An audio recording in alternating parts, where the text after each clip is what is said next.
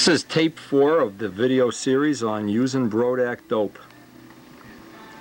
During this series we're trying to do the final, actually we're ready to do clear. We've been working on the I-beam Spitfire, 1999 model. And I hope by now you've seen tape 1, 2, and 3 and you're well on your way to having a really nice finish of your own.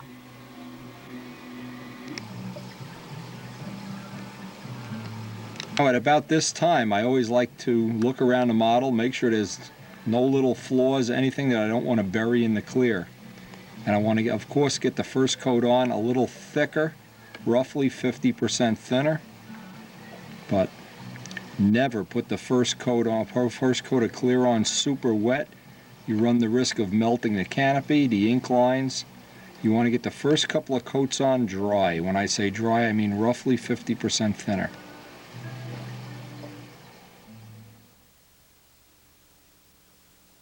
Now the idea is always to get the first coat on relatively thick. It'll be orange peely.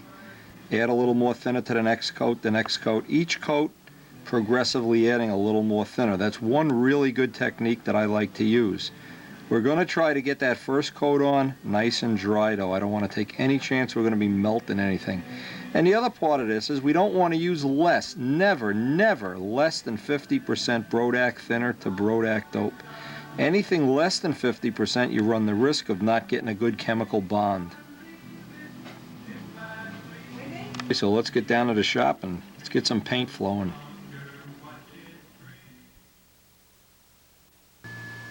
Now on the last tape, one of the things we just didn't get enough room to finish on was the outlining of the shark's teeth. And that's on one of our previous tapes. Using a French curve, I had to individually put in each tooth, and it was an extremely time-consuming process, but I think the results are well worth it. We're ready to take this apart. What I always do is take all my small parts off the plane, all the little pieces I can spray individually, and do a little test with the clear to make sure that I don't have any moisture in the air that's going to affect the final clear coats. First thing I always do is take one of the small parts that's detachable from the plane, find a way of mounting it or holding it, spray up a 50-50 mixture, 50% Brodak clear, 50% thinner. Usually that's a little bit thick to spray at 25 pounds, so you have two choices. You can go up in pressure to 30 pounds, or you can add a little thinner. In this case I'm going to add just a little thinner. It'll probably come out to about a 55% mix of thinner. Now the reason I want to do this one little part, and then I'm going to go have lunch, because I want to look at this after it dries in the environment where it'll be drying for a half an hour. The reason for that is in our area of the country you never know when humidity is going to be too high. So if this dries a half hour from now without any cloudiness, we'll go on and paint the other planes. It'll skin over in a little bit, maybe a little less than a half an hour even. But when it skins over, dries to the touch with absolutely nothing clouding over, we know it's safe to spray. Now if it did cloud over, the easiest thing we could put is a little bit of Brodak retarder in.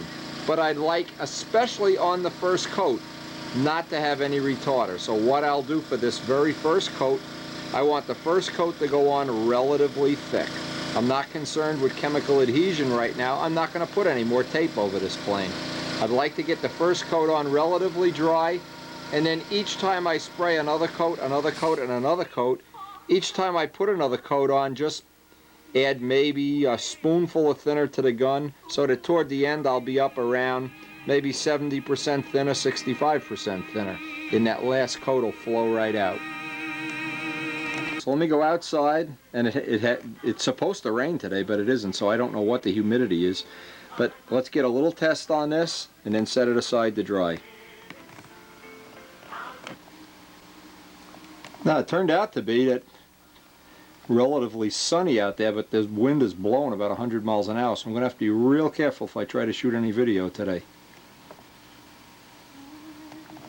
We're going to get any real good footage today with the wind is blowing.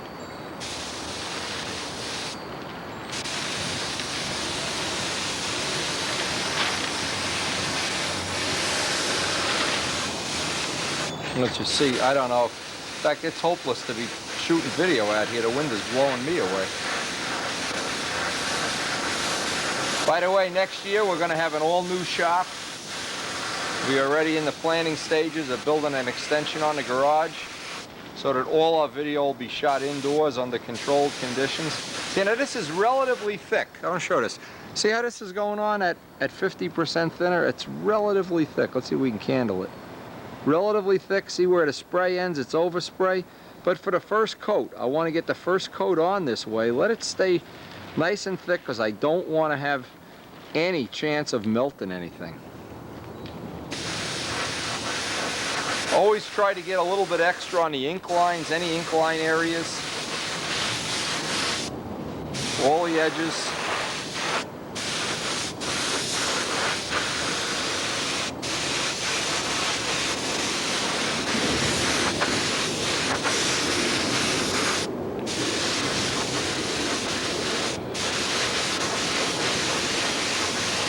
Actually, it turned out to be a better day than I thought.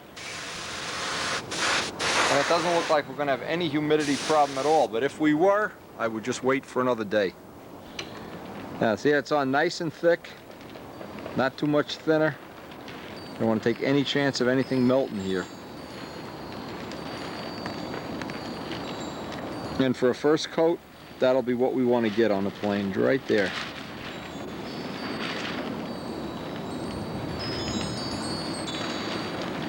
Now it looks like everything's drying up without fogging up. And we've let this go even more than a half hour just to make sure. So, all right, I'm going to take a chance, shoot the main frame. It's going to be impossible to shoot video out there. I'm going to have to do this in the garage.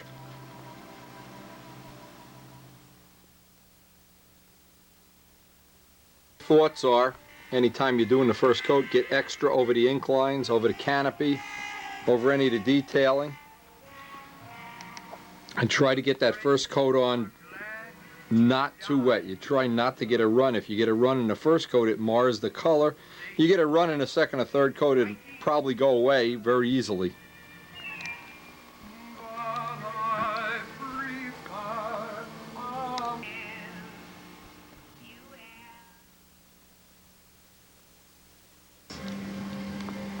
Now this is our base coat, first coat of clear, drying up.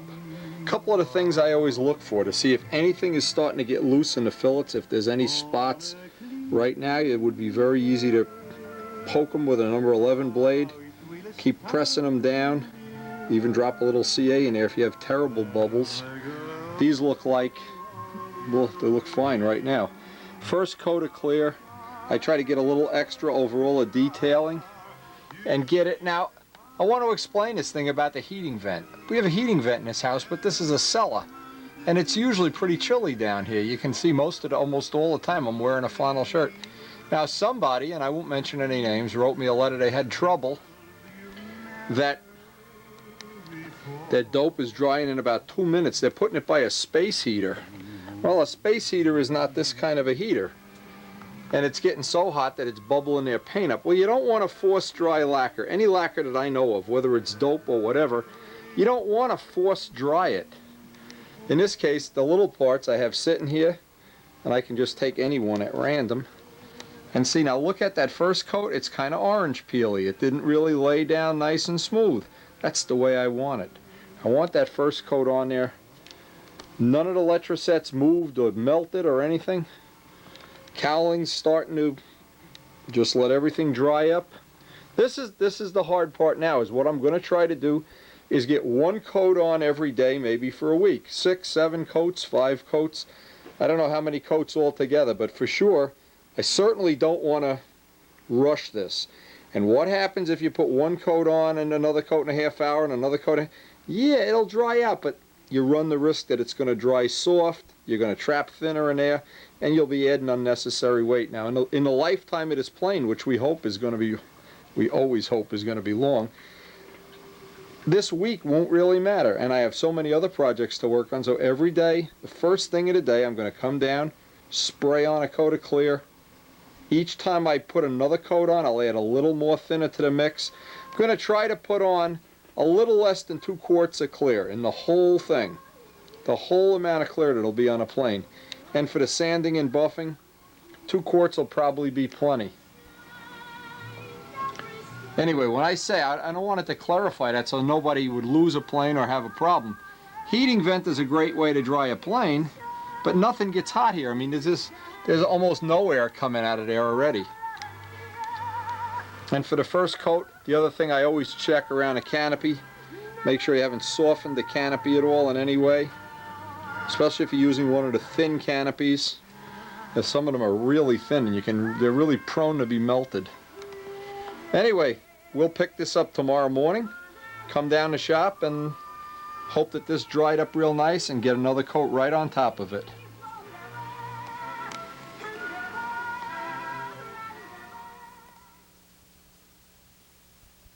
Just a couple of finishing thoughts. No matter what product you're using, and some of these aeroplanes are done with acrylic lacquer, some are done with Sig Dope, some are done with other products, and some are even Imron. But the basic thing that they all have in common is when you get to this point in the clear, this is one of the areas where I really like to, if possible, take my time. Now, if we were rushing to try to get this done, to run out to the Nationals next week or to Brodak's meet or whatever, we might be able to justify, and in the quickest of all worlds, maybe put a coat on in the morning, a coat on at night. But each coat, the more you can let each coat gas off, the easier it's going to be when it comes to sanding and buffing. You'll have that much of it out of the way. So I really think, no matter which material you use, and I'm prone to think Brodak Dope is the best I've ever used, and everything I've done with it confirms that suspicion, but it doesn't matter if you're using other material. If you're using acrylic lacquer, for instance, letting it dry out well between coats is always a good idea. And the biggest thing I've learned from all of the Brodak testing so far, if you stick with Brodak Dope from the first time you put dope and thinner on the wood until it's all finished and it's buffed out, and you don't go mixing and matching, you're going to have a real good chance at having a super finish without a lot of work. And the minute you introduce some unknown quantity into that, you start adding DuPont thinner or some other brand of thinner or mixing up some stuff. And I had a real fit the other night. I was talking to somebody who, they used up the old paint they had from 10 years ago. They don't even remember what brand it is. Just pour them all in the same, and of course it didn't work. Now they don't know what to do. Gee whiz, I think I ruined my plane. Well, I think you ruined it too, but stick with all one brand. If there's one lesson to learn, in the long run it'll be cheaper, your finishes will be better. You'll notice in my shop, that's all I have. And that's all I intend to use. This model has not one drop of any product that doesn't come from Brodak. And I think in the long run, the money, the time, the energy you save, it's the best investment of all, and having a good time with the hobby.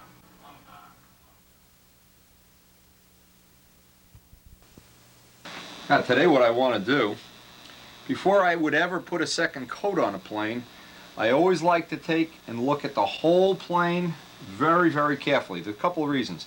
A lot of times the first coat that you put on, if it's thin, and in this case it looks like we've lucked out, it'll melt ink lines, and I'm going to show a couple of spots, especially using white ink, where you'll melt the ink line. It looks like I have one spot here that I would need to touch up. In fact, I have one here. Usually it'll only happen on white ink. But the idea is not to get 3 coats of clear on a plane and then try to bury it. We want to bury that as down deep into the finish as we can. I also really like to check the canopy. Squeeze it, make sure I don't have any spots on here where it's melted or distorted, because obviously if, say for instance, if it was a bad spot that was melting here, I'd want to do the repair or the replacement now, not after all the clear is on the plane. Again, I look around. Most of the time, any time that you'll have trouble with, it will be on the first coat of electrosets. In this case, one of the nice things about using Brodak material, and again, I'm going to emphasize this because a lot of people have, this has been the quickest question I've asked. Can I mix this brand of thinner with this, and I have 4 quarts of this left over? And I get this every day. Every day I get this now. And this airplane has not one drop of material that doesn't come from Brodak. It doesn't have last year's old finish that I didn't use up, some of Karen's stuff that she was using to refinish furniture. It's all new stuff. the total investment that I've made in material is far less up to this point, even to the end, than had I used other brands of material, even though I'd be using them up. You know, there's always people in a hobby. If you have a big inventory of old stuff and you're very convinced that this is the way you're going to want to finish planes in the future, take it and give it to one of the newer people in the hobby.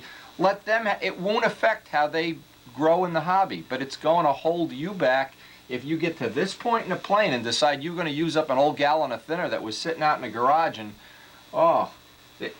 believe me, in the overall cost of building an airplane and the overall amount of time, and each one of us has a different value for our time, it is not a significant thing.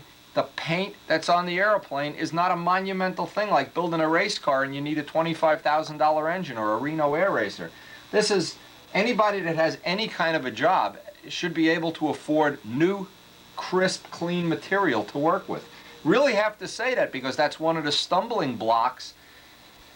A lot of people, and I know I'm gonna see them at the nets and say, oh, I had this problem. Oh, gee, I used this old stuff up here, and I had this sitting in a can. Oh, gee, but I saved $5 by doing it. Yeah, paint your lawnmower with that stuff. Anyway, the point that I want to make is, I've invested up to this point probably 2 years and 600 hours in this airplane, and I don't want to compromise it now with anything. And I don't think anybody, even a person entering the hobby, would want to start learning how to do this in a way that made sense.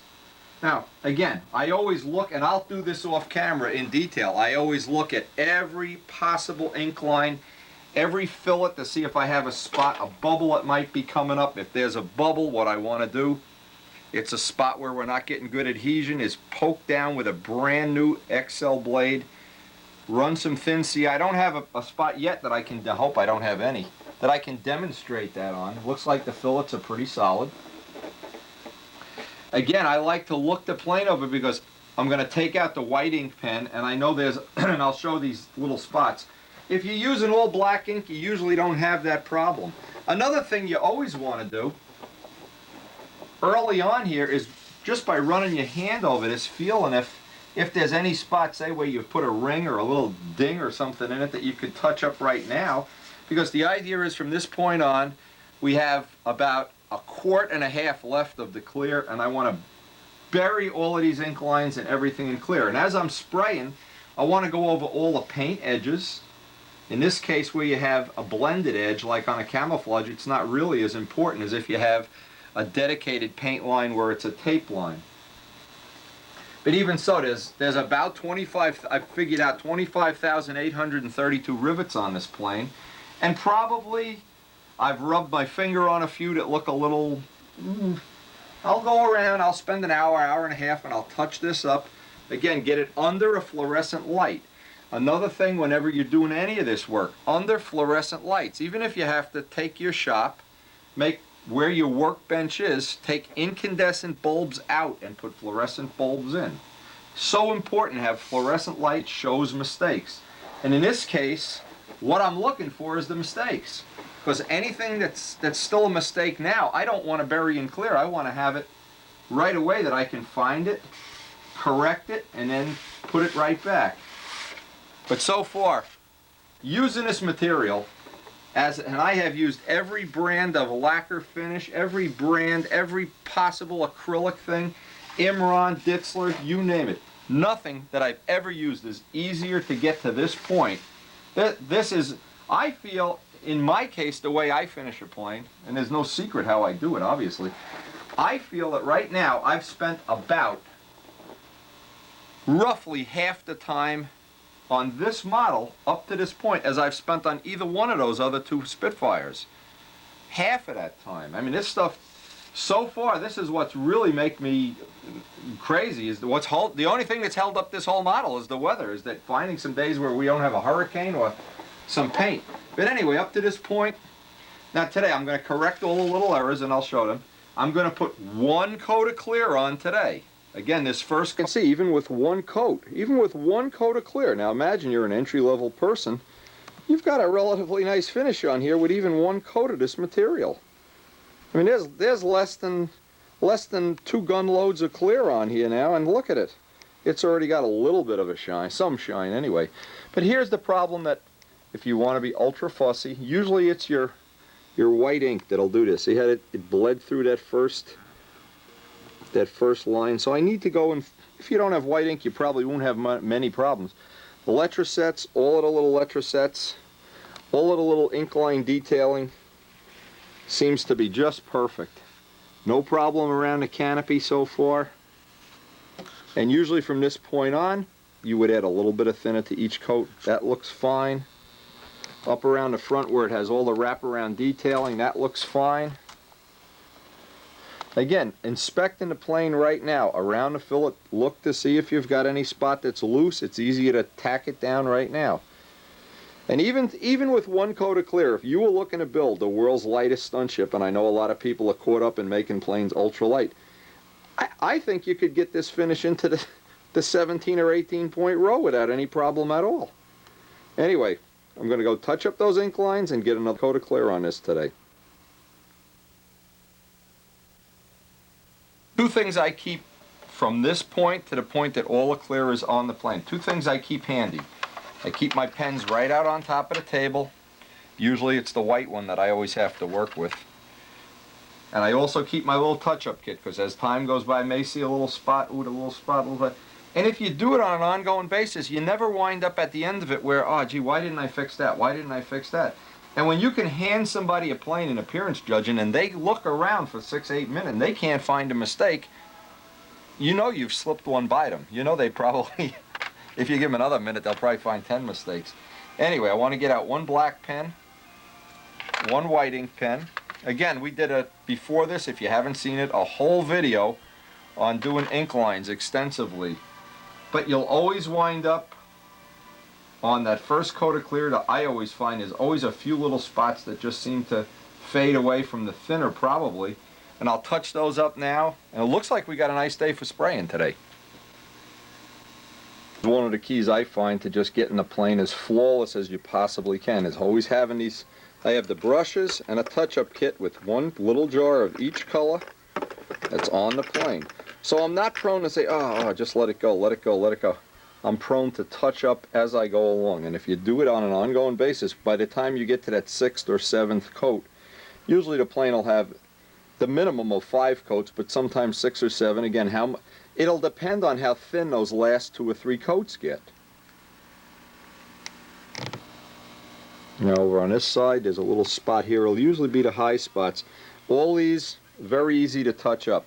If the ink doesn't seem to want to stick, take a Q-tip and some talcum powder, just rub it over that area, or some Sikkens M600. That'll usually get the ink to stick right down.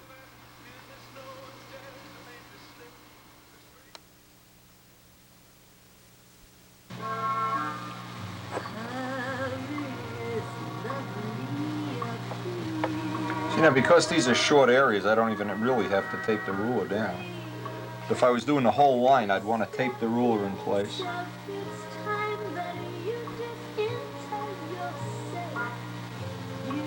Now it looks like we've lucked out and the ink is sticking, but there's times that it won't. It doesn't. The white ink is really rough to use.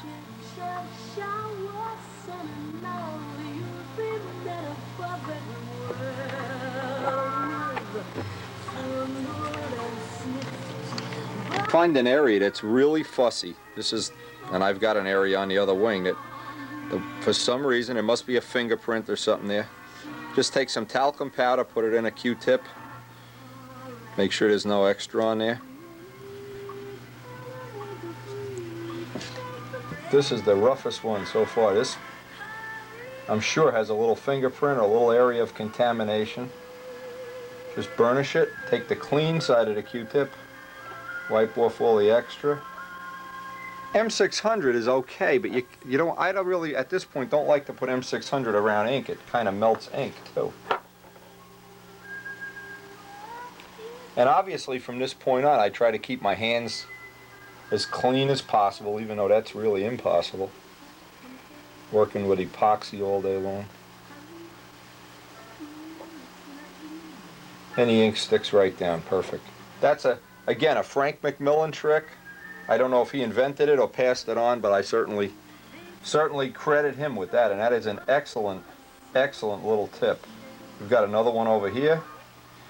Everybody thinks you just get on and spray to clear and then you're done. Well, yeah. But if you're really shooting for that museum quality work, which I know a lot of people are, a lot of people are just not looking for that rush off to the field thing. And in our case up here, you know, winter is still with us. Even if I was finished this afternoon, wouldn't matter, you can't go flying.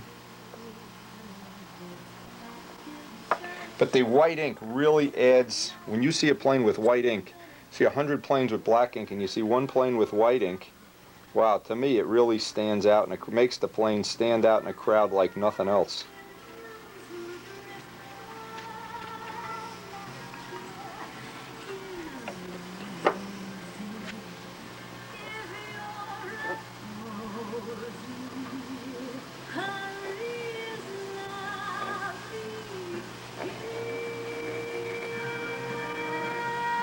I remember a funny saying George used to tell me. His father was a mason, and he said, some days the bricks talk to you, and some days they don't. Whoops. Oh, lucky I didn't gush it that way. Maybe I should be taping this down.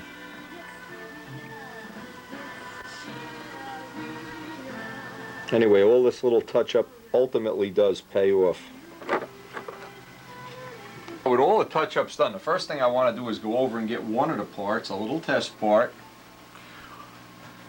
Do my half-hour test every day. And because we're in a time of the year, the humidity can rise or change right in the middle of a day. Now, even though it was only 60% this morning, the general rule is above 70% you need retarder. Above about 80 or 90%, you wait for another day. But anyway, at 60%, I'm still not safe that we're not going to secure. I see I have a relatively rough finish on that. Now, when I put a little more thinner in the mix, and again, that'll probably be about another 10% thinner. Just rough. I want to see if I'm going to get a smoother flow out, and then I can back the pressure down just a little bit. Each coat, I can back the pressure down maybe 2 or 3 pounds, put a little more thinner in, and each coat will lay down flatter and flatter and flatter, and just saving the ultimate buff out of the plane, saving the sanding and buffing of the ultimate plane. But even at this, a lot of people don't realize, a lot of people spray other materials and they dry like sandpaper. It's terrible. I mean, this is not really, even if you left this and just went out to the field to fly, you probably wouldn't have the worst, once you wipe that off a few times and got some wax on it, that isn't even so bad. But we want to do a full finish on this model. We're anticipating, you know, a whole week of spraying a coat every day is just a rough number. And a little less than 2 quarts of material total. Toward the end, it'll be about 70% thinner. How tempting it may be to just go spray the whole model. In this case, it looks like we're going to have, it's going to get a little bit warmer today. But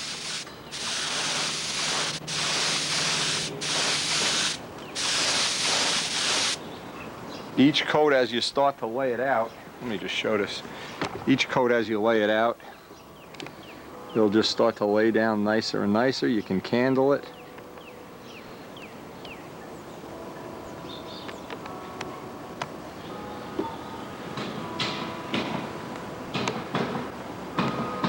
Always candle, look for that reflection.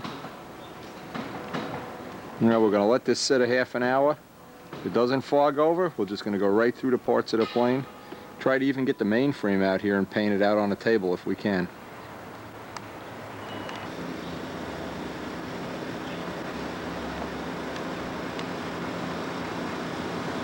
Really looks like we've hit a lucky day here. Boy, I'll tell you that the weather's been so bad. And that looks real nice. And this will be the second coat. And each coat, by adding just a little bit of thinner to it, each coat will just get progressively smoother and smoother. You can see the wind is kicked up. In 2 minutes, the whole thing changes.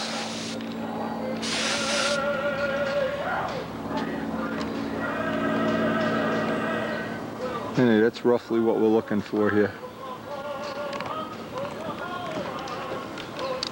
And even that, if you left that on a plane, that probably wouldn't be so bad either.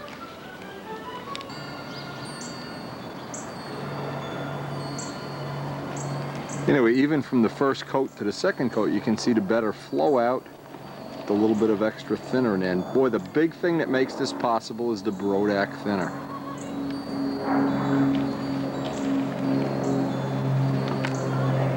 Even unbuffed, this stuff really looks nice.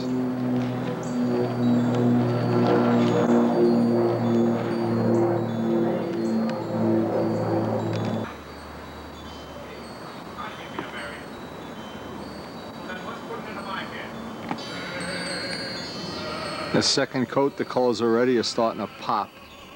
Already starting to get a nice gloss.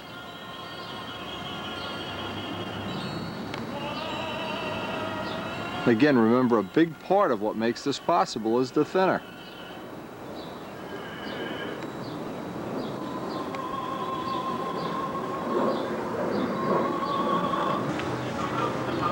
And now, the wind is coming up, the sun is coming out, the whole day is changing. So I'm really glad we did that. That test was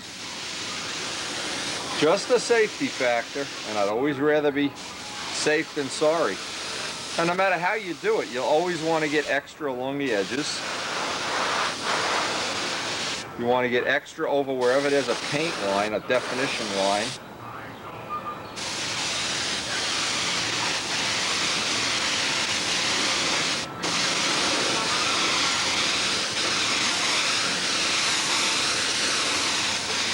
By the time we get to the third and fourth coat, this material will just be laying down like it's like a puppy waiting to go out for a walk here.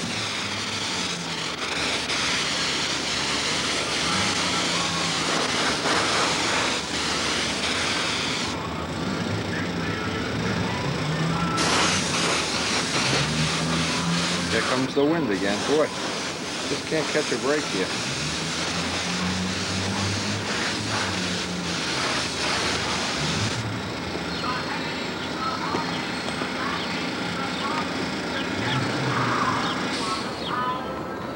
And even though the wind is really blowing, I'm going to try to get some footage out here. No, I don't know if we're going to have any luck.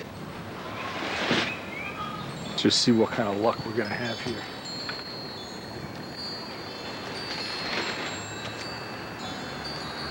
This is the time when you really wish, I wish I had a helper. Nobody's available today, so just going to have to tough it out.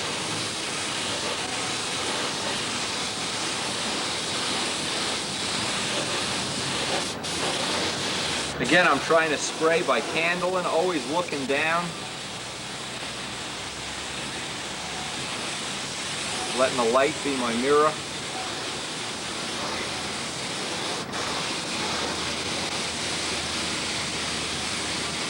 And we're supposed to get snow this week, so I just hope this whole week isn't going to turn into a waste of time. I'm really itching to get this going.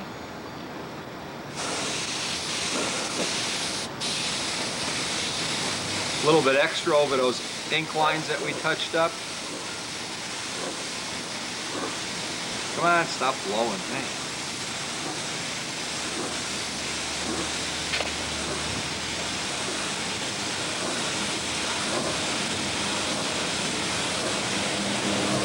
The reason I'm doing this is I'm stopping on the ink line a little bit past it, then I'm going to go back up over that main ink line. So that'll have an extra coat. A little bit extra on the roundels. From this point on, I can start putting a little bit extra on.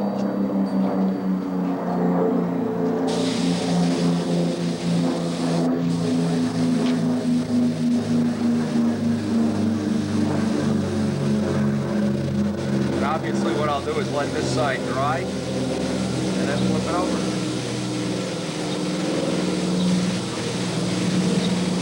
Again, if you're using a fire and block of finishing thread, you can do this all in one shot.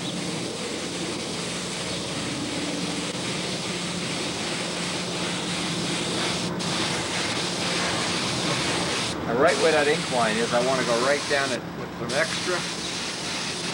In by the fillet extra.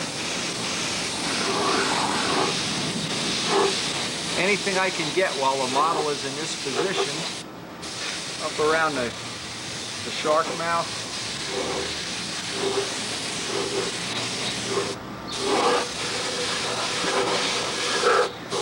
Down into the pipe tunnel.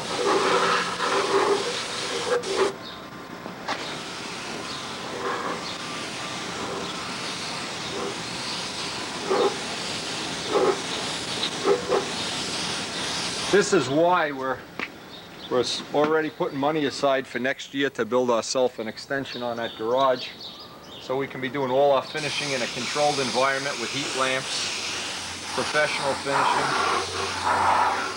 make it available to all the people in the area. Here comes the wind. Come on. Don't you dare blow away.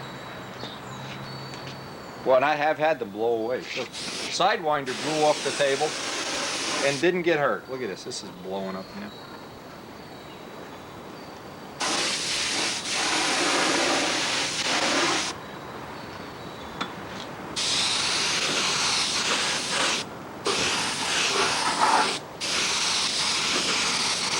I'm going up to that main incline, and then when I go from the front, I can go up to it also. They'll give a little bit extra, which is what I'm looking for.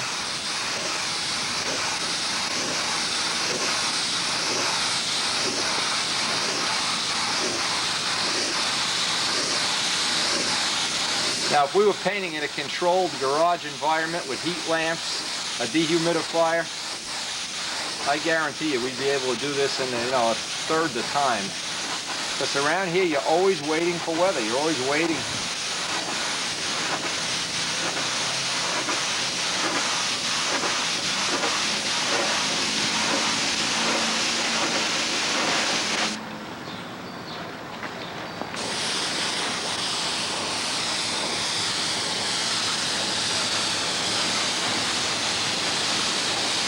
Anytime you can, you get a little extra on the ribs, of course. Ooh, that wind is coming now.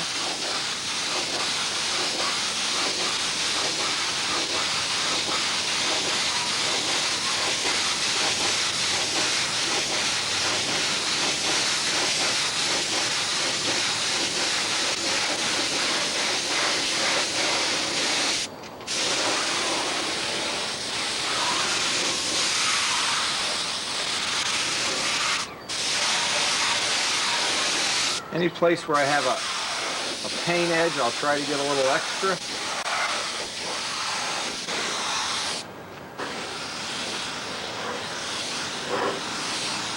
And certainly up around the shaft mouth a little bit extra.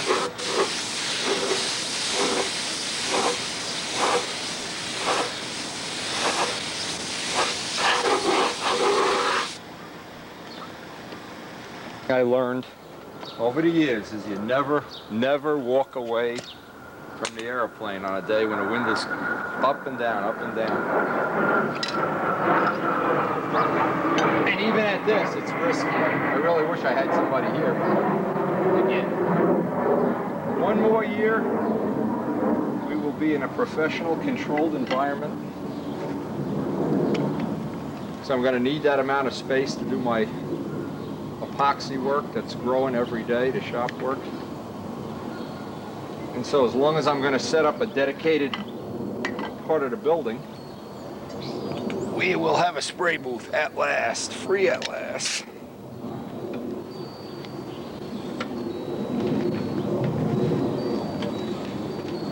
Never walk away from the plane. Famous last words. Ask John DeTavio.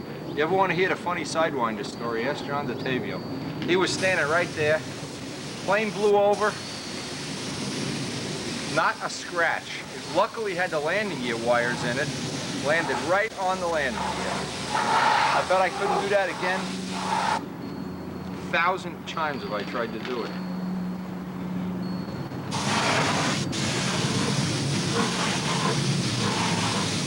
Now, because the Brodak colors all have extra pigment, what happens is they tend to dry a little bit on the dull side, and as soon as you put the clear on, they change a little bit. I call it, they pop. They get a little shinier. And in this case, the blue, and this is right out of the jar, this is not altered at all. This really is a nice color. It's a nice color for a cardinal.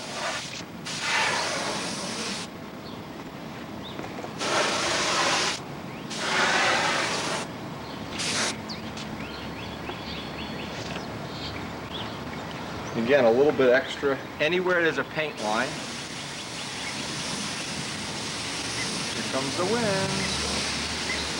Don't you dare. Down here it'll always be soaked with oil. That's a good place to get a little extra. Sit.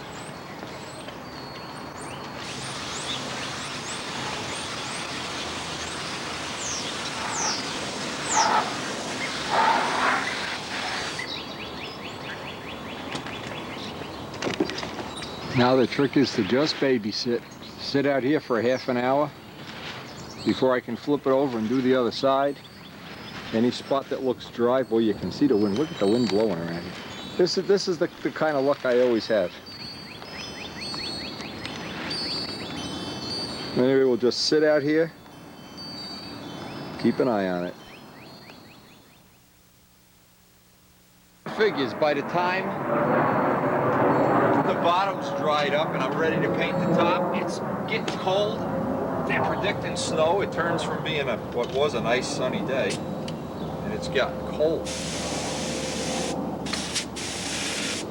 Now the thing I'm a little skeptical of here is just how cold it is. It's showing that it's 40 degrees, but it feels a lot colder than that. And I want to get this, as soon as I paint it, I want to get it inside the house to dry.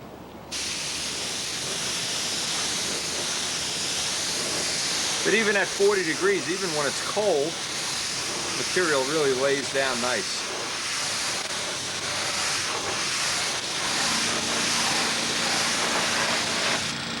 You can see what's happening because it's cold. It really should be cleaning the gun more.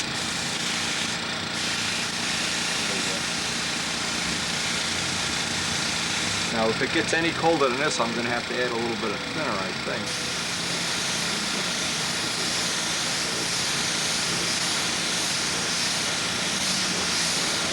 Again, if you know the basic rules, it gets cold, you know, you want to, definitely it's going to take longer to dry, be aware of that.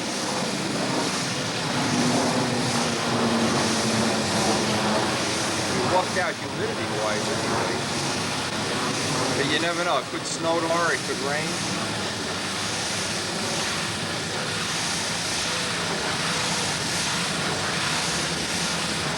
See what's happening. See how that's clogging up the tip of the gun from just getting too cold out here is what's happening. You know, when I go back inside, I'll add a little bit more thinner to this mix.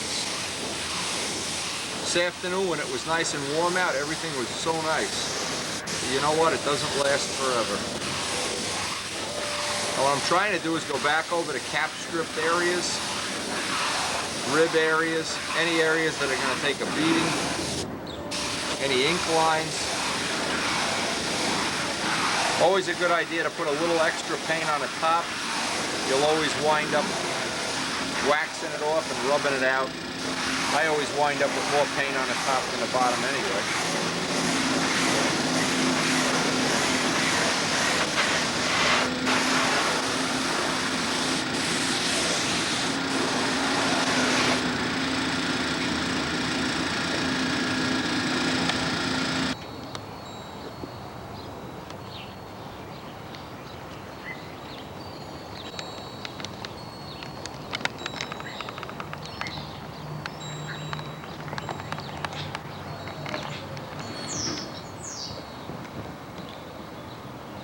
And it's already starting to build up a nice shine. And within the next couple of coats, this will really start to level out, flatten out, gloss out. Right now, I'm just hoping it doesn't snow. Anyway, I'm gonna get this down inside the house where it's nice and warm and let it snow.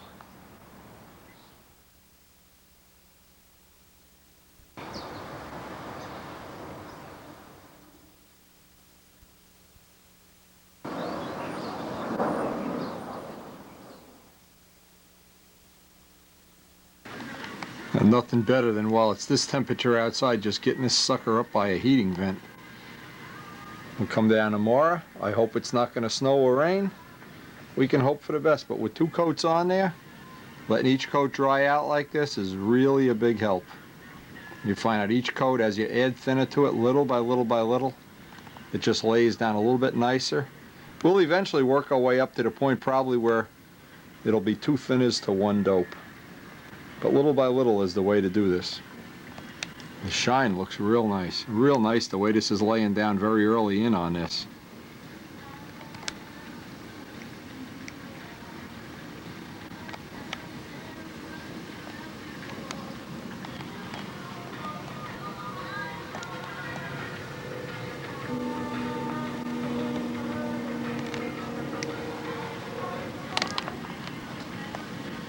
Anyway, I'm going to come back and work on this tomorrow.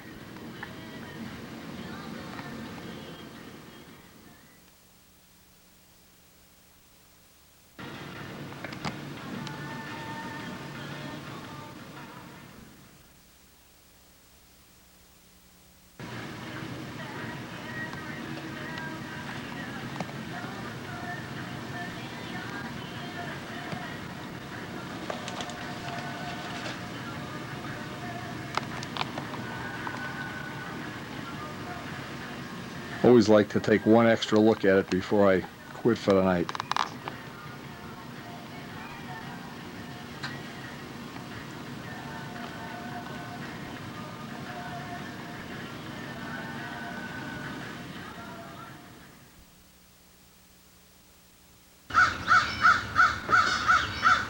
Now you can see today we're not even going to give it a try. I have other work to do in the shop, and I decided rather than even take a chance when I know the humidity is way over 90%, and then what would happen now if I go and add retarder to my mix and it doesn't work? That means the next day I have to use up that mix that has the retarder, and I don't want to do that either. So what I'm going to do is just skip today. Today's a good day to skip. Never paint on a day when it's tentatively.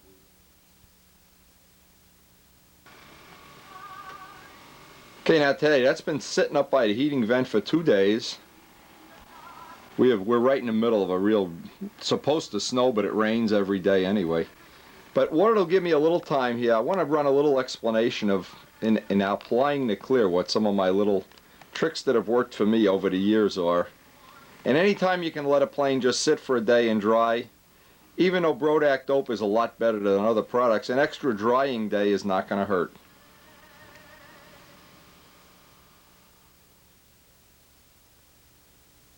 Now here's some thoughts on what I feel most people don't understand about putting clear coats on.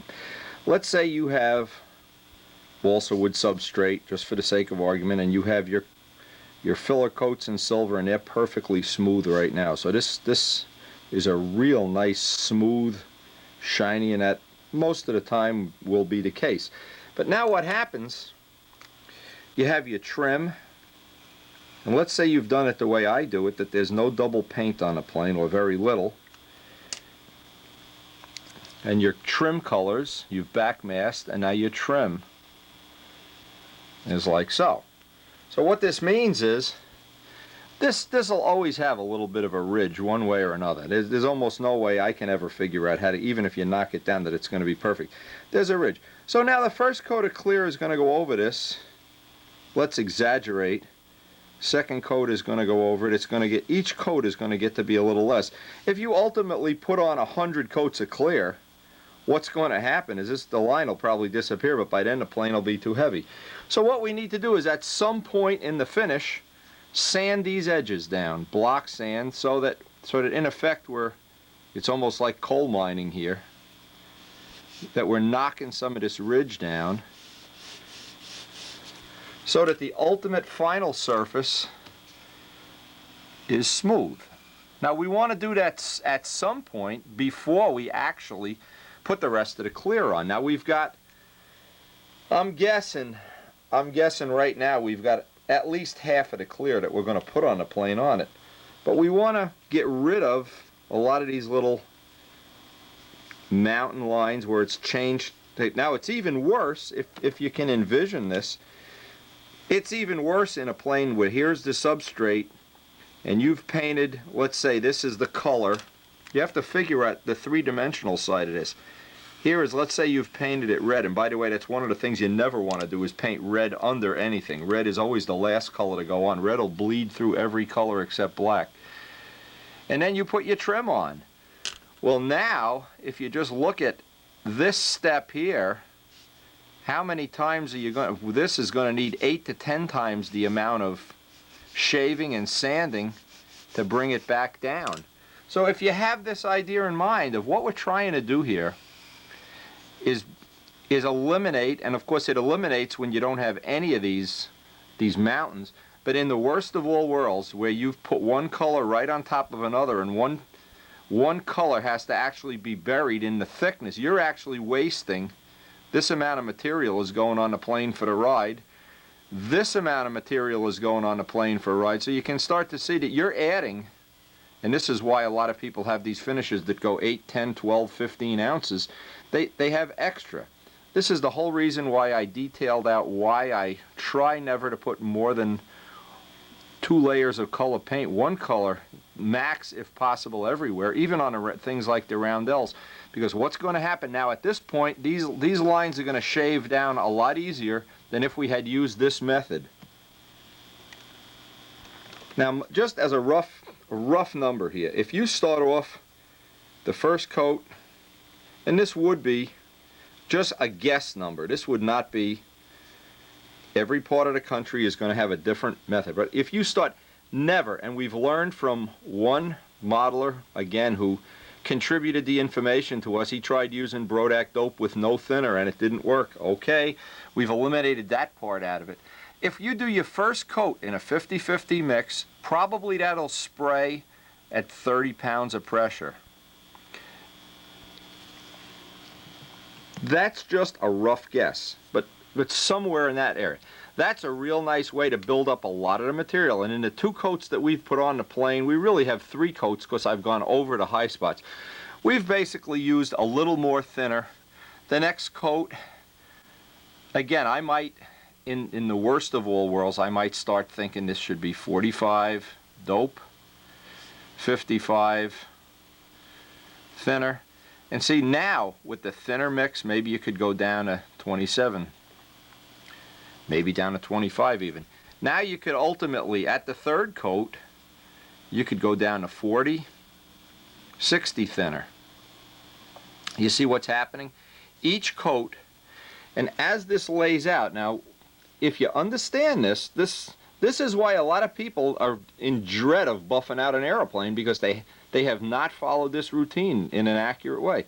What happens? This coat is going to go on, and I'm just going to exaggerate here, a little bit orange peely. We all know what the orange peel with a wing joint and a tail, or the wing meets the fuselage. This rough 80 grit sandpaper, this will tend to do that. Okay? As you put more thinner in, each coat is going to start to lay down just a little bit more.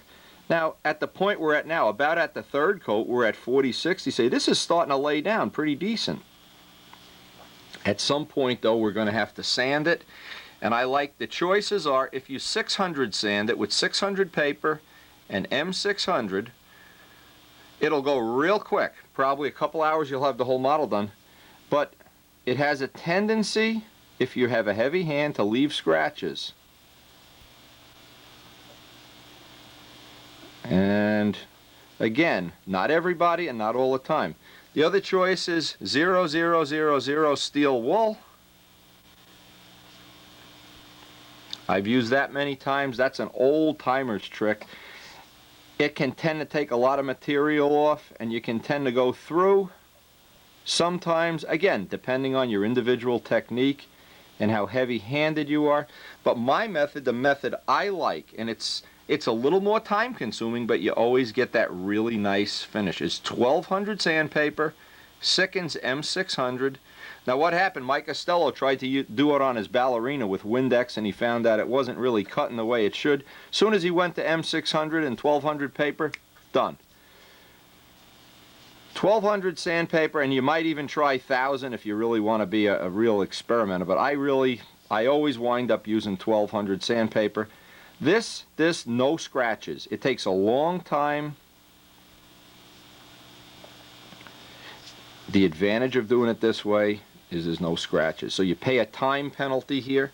But now, the reason I don't like to have any scratches is at this point in time, the finish, if I have scratches, is going to look like this. Or I'm going to have a tendency to go through where an ink line is popping up or something, and I've sanded through, and that's always going to happen. And now I want to have a certain amount of the clear left for maybe coats 4, 5, and 6. And I'm thinking 6 might be as many as we need. But these coats, this is going to be relatively, let's say 40%, 60% thinner, roughly, and then maybe in the next coat, this will be 35. I wouldn't want to go a whole lot more than that. Each one, in fact, Bob Gildini has told me that years ago what he used to do, and I have never done it, I'm not going to, but you could ask Bob, is the last coat he would just spray a coat of straight thinner over the model to flatten it down. Well, we may try that on Kajeski's plane, I don't know. But anyway, this is, if you follow this little routine, and it isn't that complicated, if you understand what's trying to happen, we have a rough surface, we're trying to smooth it out, and with each time we work it or spray it, we're trying to get it flatter and flatter. So that ultimately, the ultimate situation is that we have this dead flat surface that's not very thick, and all the light is going to get bounced off. Light gets bounced off a mirror, a shiny surface. It's why a diamond reflects light. It holds a flat shine. And we're looking for that flat surface. If this surface looks like this, it's not going to bounce a lot of light off. So I hope this little, just these little thoughts, this will give you some idea of what we're trying to accomplish. It's really not that complicated. With all of these kind of things, there's two possibilities when you're doing anything in model aviation. Something is very complex and you need a lot of technology to figure out how to do it. And one case of that would be to get a motor to run perfectly. There's a lot of variables. It's technology that you're after. In finishing, there's very little technology and a lot of labor. This is usually just labor, labor, labor, labor. And if you have the patience and the time, you'll wind up right in the front row with all the top level guys that are really, you know, I call it paying the price. There's just no other way to say it, paying the price. I'll do today. This has been dry in 2 days. And you can see it still has the roughness from the first coats having not enough thinner in it, but it really sealed the ink lines up nice. So what I want to do, I want to take a little test piece, take my 1200 sandpaper, some Sikkens M600, and see how easily this blocks down. Now, if you run into a situation, at this point in time you really cannot dry sand a plane without using up 1,000 sheets of sandpaper. But if you were really looking to save time, 600 sandpaper, the only downside would be that you'd probably leave some sanding scratches. And this already has what I feel is a really nice little gloss. You probably, I mean, in the worst of all worlds, could take some Gorhams and even buff this out. But what I want to do now, because I'm really striving for perfection here, at least within the limits that I have, I want to block sand everything down as flat as possible. If I go through an ink line, the minute I see I've hit an ink line, I have to stop, touch up the ink line, or the Letraset, or whatever, and go out and shoot a little extra clear on it. Nothing bad has happened. I've gotten all the mountaintops down. If you skip this step or try to move on, well, you'll just wind up adding more and more clear to the plane, and at some point in time it's going to get too heavy. But maybe at this point in time, if you had a choice and you wanted to let the plane dry for a week, it would speed up the sanding. But in this case, this material, in my past experience, was ready to sand the next day, and I'm interested. Now it's dry in 2 days, we'll see how it sands. It still has a relatively nice gloss, even with only really 2 coats of clear on that. I just wanted to, just as a demonstration, this is not what I'm going to do, but as a demonstration of what some of the choices are. Here's our piece. This is 600. Okay, just want to verify that we're not making a problem. This is, if you were to try to sand it dry, you would get most of the mountaintops off, and it certainly wouldn't hurt anything. Okay, but at some point, obviously, you're going to hit an ink line or hit a paint edge or something. But what happens is, you can see it's powdering up. It's really not sanding as efficiently as I would like. This is a little too time-consuming for my taste, but it is powdering off, and that's all that really matters, is that you're getting powder. You're not getting chewing gum. Let's lay this down here, and you can...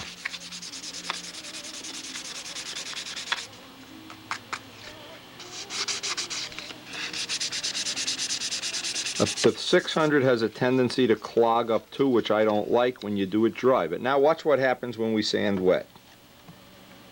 One of the original ways that Harold Price used to show me how to do it was a little bit of dish water, soapy water, that'll work fine. In this case, Windex will work, but nothing works better than M600. Sikkens M600.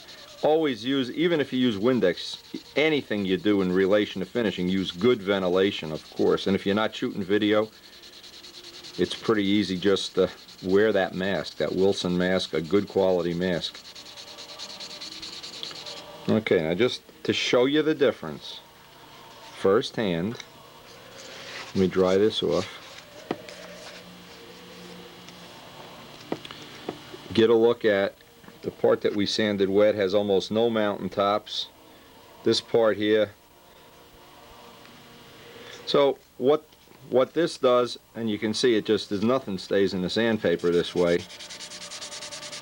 Windex is an okay way. If you really don't have access to M600, Windex would be one way, soapy water would be one way.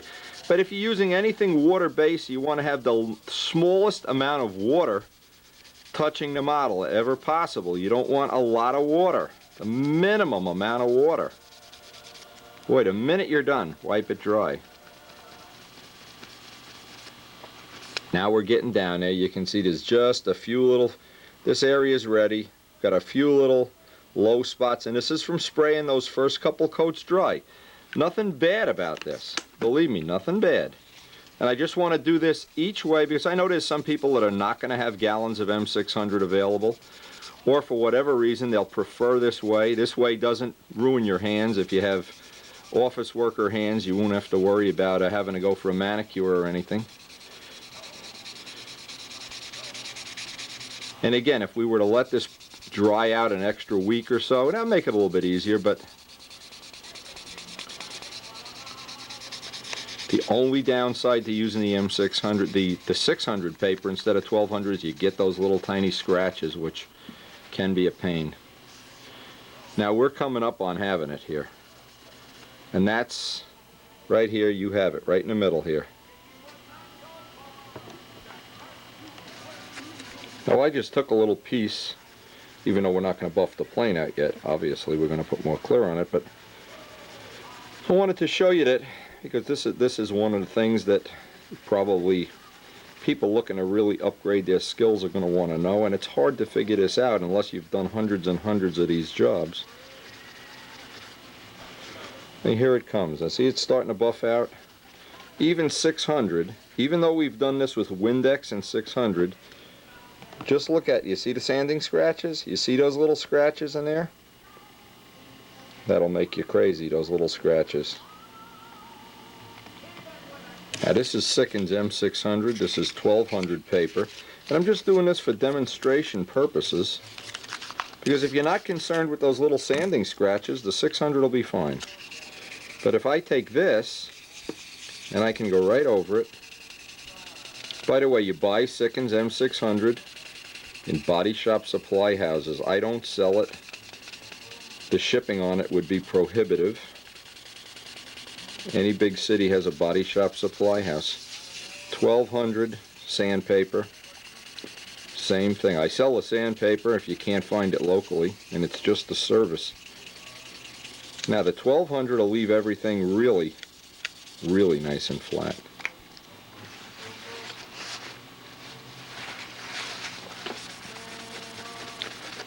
You see the difference with this is you'll get out, even if you've done a 600 sand out, you'll get rid of the scratches. You see how nice and flat that is? Take some Gorhams, and boy, this is the material, not to be substituted. I haven't found anything else that'll make a finish pop up even close. All of these car waxes and stuff that's $30 a jar, not even close. Whoop! Look at this, it just flew across the room. You can tell we don't edit anything out, but you can see that's starting to come up already. And if you see this, you can do a little test piece. Practice on, obviously practice on the bottom of the plane first. Now this is only 2-day-old dope, don't forget.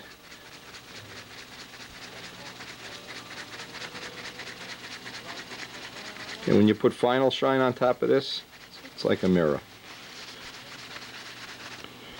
There it is.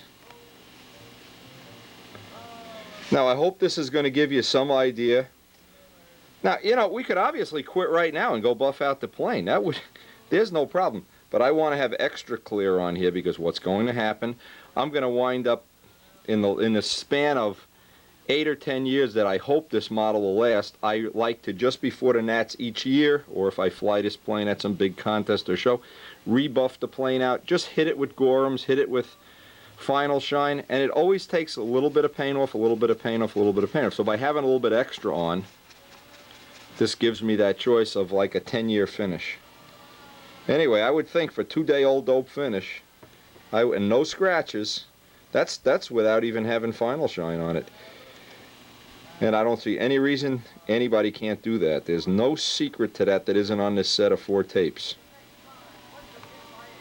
And sanding out all these little parts, you'll see there's always little spots you go through. That's because you don't have all of the clear on here. Now, the reason I like to get as much of this taken care of as I can right now is what'll happen is later on we'll get just like a saran wrap coat of clear. The next 2 or 3 coats, maybe 2 coats, maybe they'll be smooth. I'm not going over those little glitches, so they'll tend not to come out in the next sand out. You can see here I've sanded through an ink line a little bit. Well, that's got to be corrected. This is where you always have your little touch-up kit around. That needs to be touched up. A couple little spots usually will be by an ink line. Little spots maybe over here I want to touch up too. But what'll happen by touching them all up now, then they get buried in that nice final smooth coat of clear at the very end. And this is the part of the job you just have to really be fussy. I know it's tempting now. If, whoops, there goes some ink. If you were trying to use, or if you were going to leave out this step, would be a good way of doing it. If you were going to leave out the step of sanding out some of the clear and wait to the very end, what'll happen is you'll add a lot of weight, because by doing this sand out, I'm taking, well, some of the clear that I've already put on the plane off. So you'd certainly want to think about using less clear if you weren't going to use this, do this sand out deal.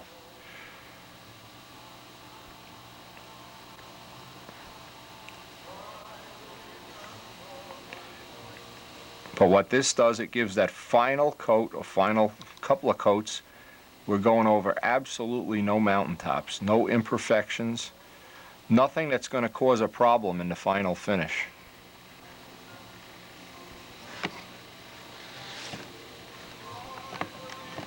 The trick, anywhere you sand through any black paint and you need to do a little touch up, ink is a good way to touch up.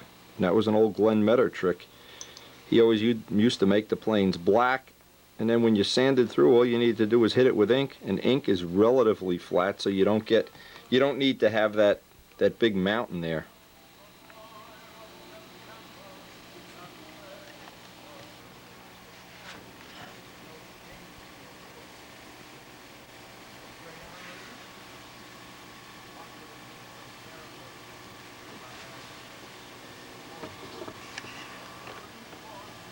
Okay, all the touch-up on that part is done. Having that touch-up kit out, one by one as you have to touch up the color. If you have a little touch-up kit, boy, it just makes this step so much easier, and a couple of pens all ready to do any ink line touch-ups, because if you sand the right amount off, you're going to go through in spots. If you don't go through, you probably didn't sand enough. I guess that's a good way to put it.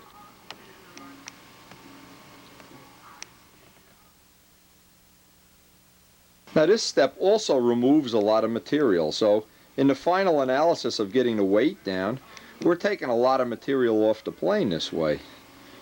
And if, again, you have to kind of fine-tune this to your own way of doing things. If you weren't going to do this step, maybe you only want to put 1 coat of clear on a total plane, but if you're going to put 2, you better sand a lot off, and it better be that you're touching up as you go, or else that final coat, and that is so important to understand, it's that final coat that doesn't want to go up over any mountaintops. It just wants to go on just like covering a whole plane with a piece of saran wrap, kind of like that.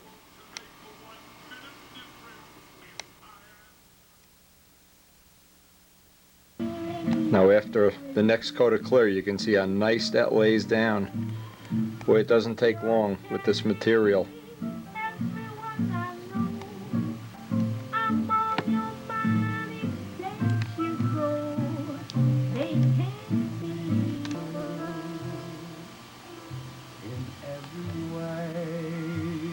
See how nice these, once those coats have the little extra thinner in them,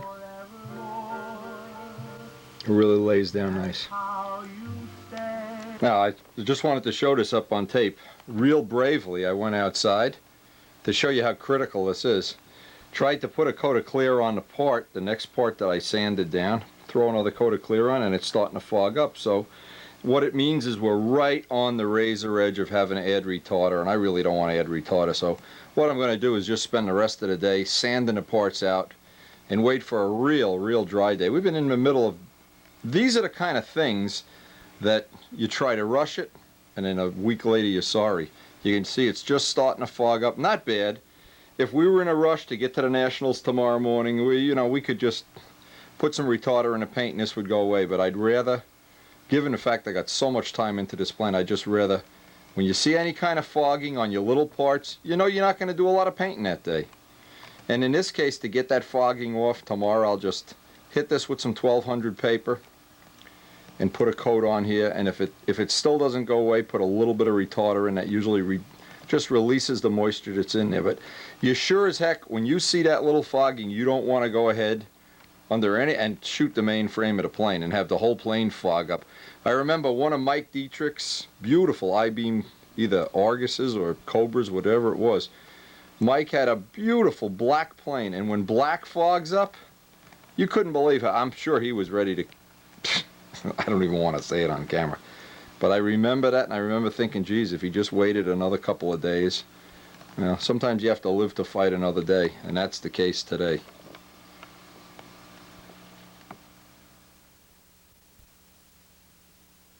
Always a good idea, no matter what, to have a 4-ounce jar of retarder around. In case you get halfway through a day like this and it starts fogging up, you may want to think about not doing it, but this will just at least just get you through the day. But again, you really don't want to depend on it. I'd really like to, on something I have this much time in, whenever it's suspect, better just to wait another day. As always, the better of two choices, live to fight another day. Okay, today our major thrust is going to be to start sanding out the main frame. I got all the little parts done yesterday. Again, another rainy day, so not much is going to get done in terms of spray, and I won't even bother doing the test.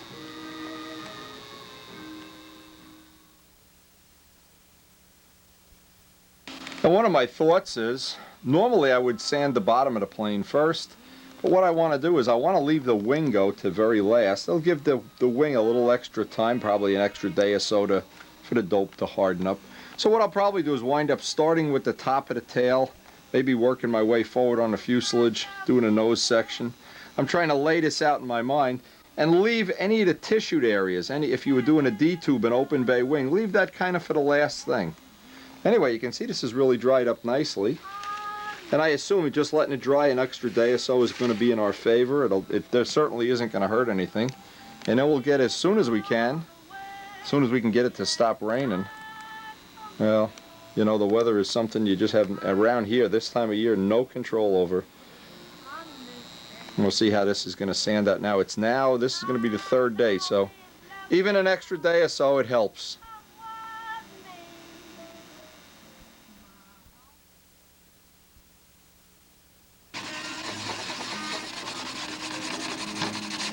Now what I'm really trying to do here is just knock down all the paint edges, high spots. I'm not looking to make a major project out of this. And again, I'll always try to save the open bays or silk span areas for last. This is the kind of thing you may want to practice on the bottom. The reason I'm doing the top is I wanted to show this. When you use an M600 on the main frame, and this is a good tip, you want to do as much of the sanding as you can. M600 is really the right material for this kind of a sand out. And what you want to do is, as soon as you clean the excess off, you want to make sure you get underneath. You don't leave any that rolls around the bottom. Can be a problem. It can be kind of a nuisance. It forms little like hard jello lumps.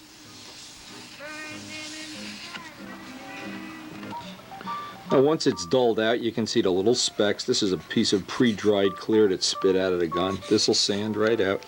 But what I'm looking for is right about here. Just that amount. And as soon as you go through an incline, obviously you have to quit. I need to get one of those little rubber tadpoles to get in the fillets.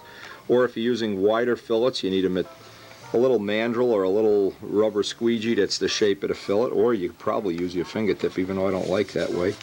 But that's what I'm striving for on the whole. That'll be the wooden part of the plane. And probably by the end of the day or tomorrow, I'll start on the wing panels. And you'll notice any dope finish, when it's sanded out like this, it's smooth as glass. The next coat that goes on just lays right on beautifully. The trick is to get it all blocked out dull like this and going through in as few spots as possible.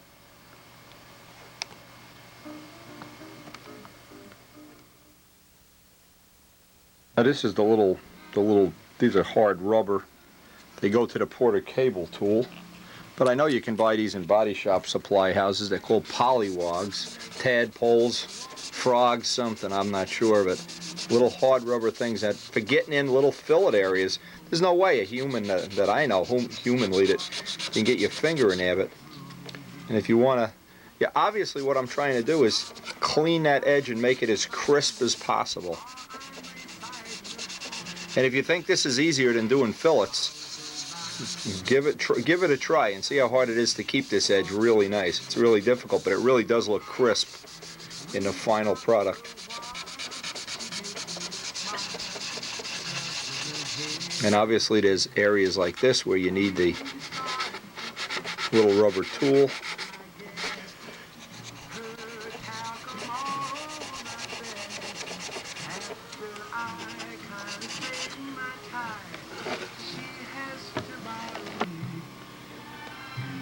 Now with the fuselage and canopy done, and I'm just checking for little flaws as I go along. The only thing left, and I'll probably get to finish this up tomorrow, is the wing. That'll give it one extra day to dry.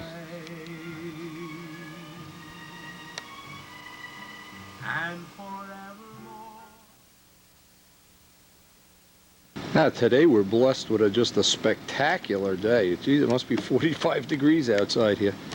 Only one problem, we don't have the mainframe sanded out, but it'll be a good day to get the small parts that we have already done, get a coat of clear on them.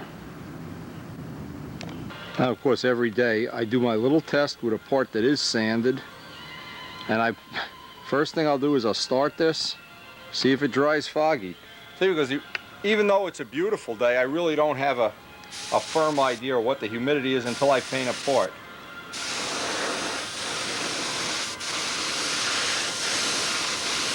And again, we've been walking that narrow line the last week or so.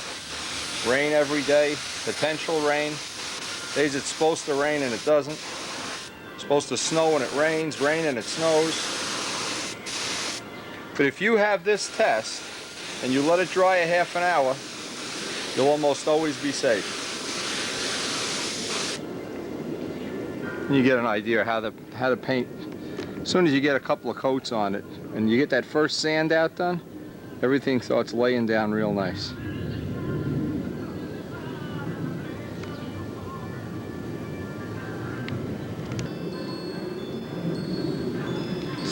You can get an idea of what that should look like when you candle it. It should really, after the first sand out, that paint should really start laying down now. I've got a little extra thinner in it. Today, with the temperature the way it is, could probably even get away with putting a little more thinner in here. That really develops a nice gloss.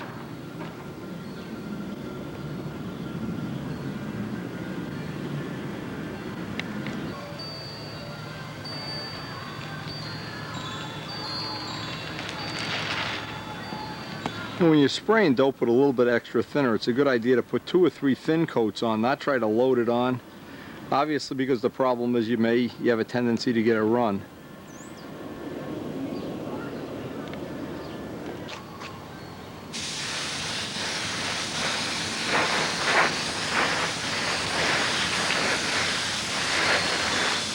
But I really wish, being we have this relatively nice day, I wish I had the rest of that sanding done, but unfortunately I don't.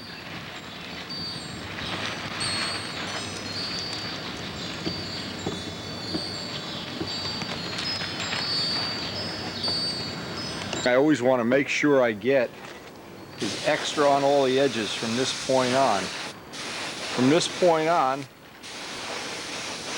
those edges are very vulnerable to sanding through or buffing through, so a little extra right along the edges, always a good investment. And obviously what I'll do too is go ahead on an ongoing basis. As I'm spraying these, if I see any little spot that needs touching up, I can stop, run in with the touch-up paint or the ink pen, touch it up. So easy to do on an ongoing basis instead of waiting.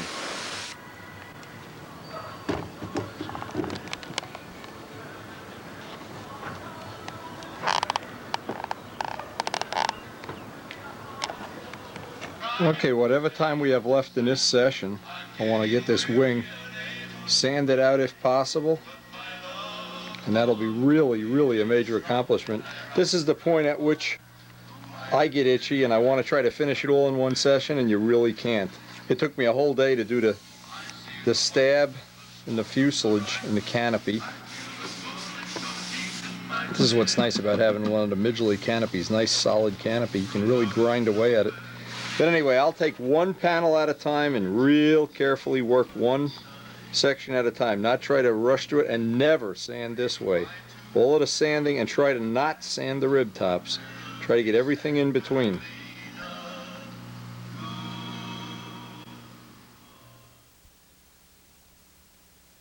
Okay, now this has been dry in 3 days, so it's pretty relatively easy to sand, but again, you got to keep the sandpaper off the cap strips. And when we get to the roundels, that's going to take just a little more time. Now, good news, if you have a foam wing, this part of the job takes 1/10 at a time. A D tube, you know, 1/5 at a time, let's say, some amount of time less. But if you have an I-beam plane, or you have a real, I don't know what to even say, a real need to have perfection, this part of it is going to take time. And unfortunately, even I can't rush right through it. But this is the part of the job that makes the plane light and extremely easy to buff out. Once you get rid of all these high spots, and obviously with 62 ribs, or how many ribs are in this wing, one rib at a time is the way to do this.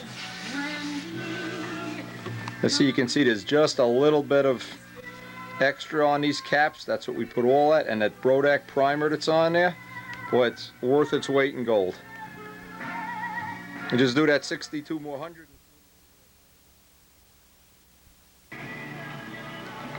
Well, we got one panel and a half a panel done.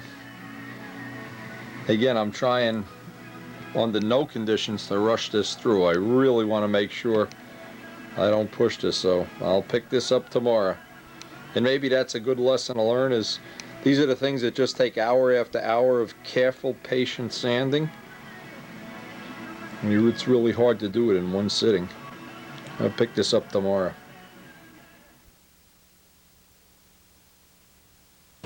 Now, I put in a whole day on sanding this out, and I'm not really getting the clear on here. It's almost dark, but you can get an idea of just what kind of finish is really starting to come up on this. And it's gotten a little bit colder in the last, oh geez, I'm getting into an area of a little bit of high risk here. I don't know whether I should be waiting until tomorrow. Anyway, it's starting to really look like what all I-beam planes look like. And that is, to me, very, very attractive. I love that look. Anyway, the only problem is it's already getting dark, it's already getting cold. And I'm hoping this is going to dry up in about 5-10 minutes. I'll flip it over, give the top a coat, and then leave it in the house overnight. And we'll have, well, I hope a couple days for it to dry before I can work on it again.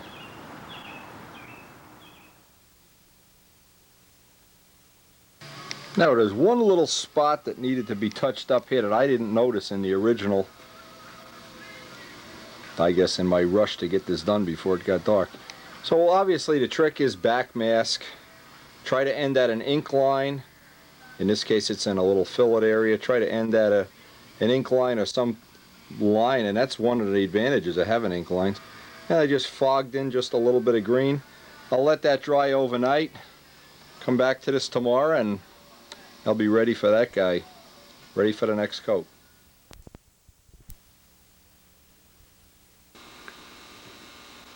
Now today I have all the little touch-up areas that I want the touch-up done.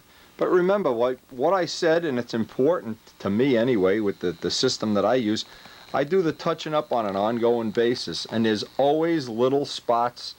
You'll always be walking along, you think, oh, there's a rivet that you sanded through. There's a little spot where the fillet isn't just right. There's always something. So if you do that, again, on an ongoing basis, now we're looking at, the weather report says we're going to be in the 40 to 50 degree range today. When we can get another coat of clear on this, this is already starting to shine up so nice, even before it's buffed, that I think even for people who don't want to buff finishes, I think just having this level of finish on here, and it's so easy to do, it's not an undoable thing. This is really just standard Brodak Dope finishing. And if we can get, I'm going to wait till usually again, the warmest part of the day in our part of the country is maybe from 12 o'clock to 2 o'clock in the afternoon. That's when I like to do the painting if possible, if I have all the choices. And I'm going to wait till that prime part of the day and try to get some spraying done on this. I'll do the little test first. Just looks like a gorgeous day out here. Now we're going to get our little test done and then wait a half an hour, see if we're in a humidity problem. I don't think we will be. The only problem we're going to have is the wind today is howling. So the wind, I always try to arrange that here's what happens, and you may have a situation like this in your spray area. If the wind is blowing from this direction, I try to paint in that little recessed area. And today I can't really tell which way the wind is blowing. It's just swirling all over the place. But I'm going to try moving the bench out into that area, kind of use this door as a little bit of a protection. Wind is swirling. I think I have my best shot here. I have the protection that, oh, the wind is really blowing. Now in a case like this, just positioning where you want to shoot, and I try to do all my shooting outdoors if possible in the sun, it's real critical to find a spot where the wind is the least of a disadvantage as I can make it. Even though it's really warm, it's warm, 40 degrees.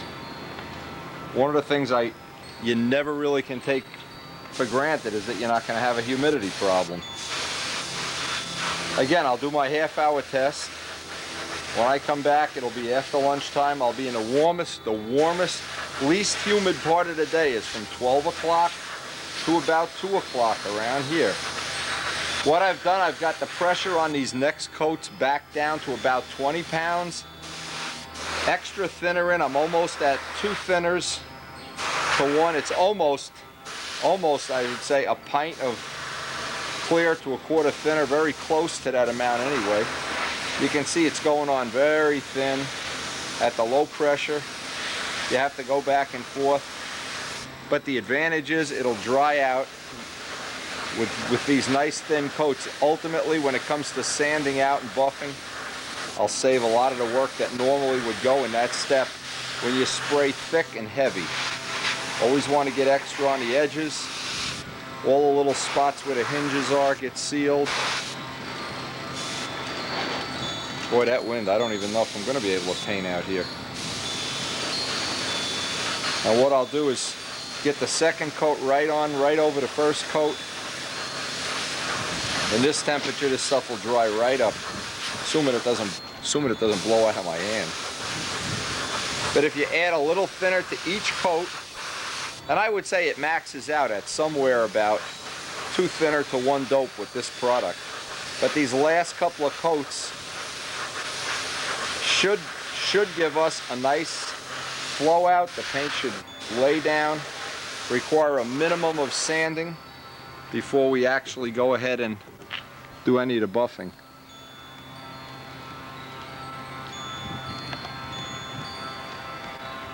And always good to look at your part, look for dry spots. Relative to other materials I've used, this is the easiest material to spray that I've ever seen. Everybody that's been in my little spray seminars within 5 minutes is laying on this material just the way I've got it here. Almost no exceptions to that. Now we of course will give this the half hour to dry, and then if it's okay, we'll paint the rest of the parts.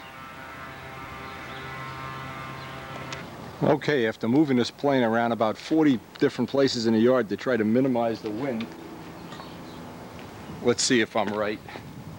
Let me get this. Again, I'm trying to work around having to deal with the wind here. Anyway, notice I'm doing the bottom first, as always. Trying to get any spot that normally doesn't get a good coat, edges.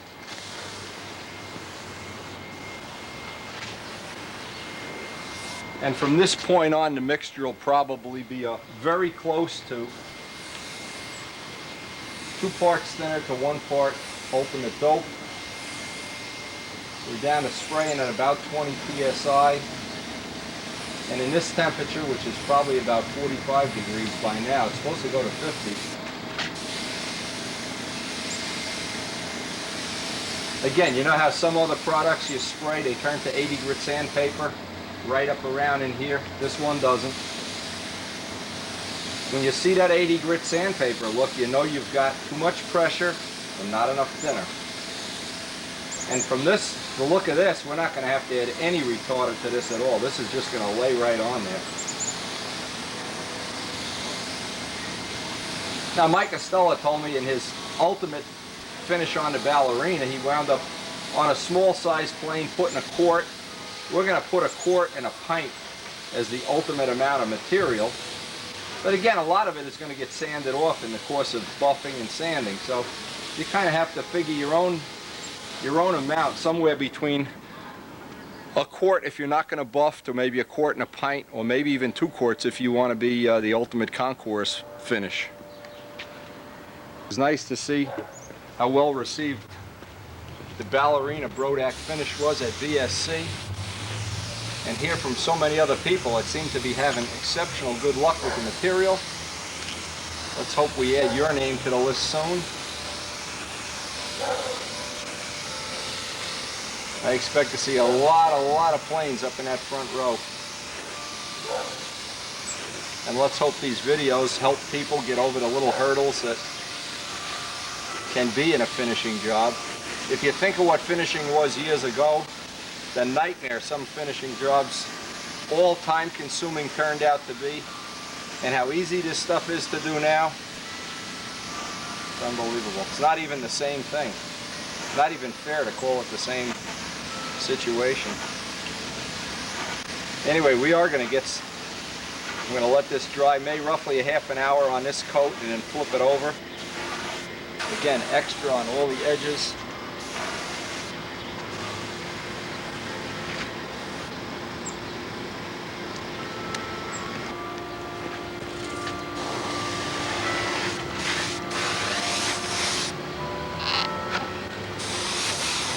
Again, you always use the sun to candle if possible.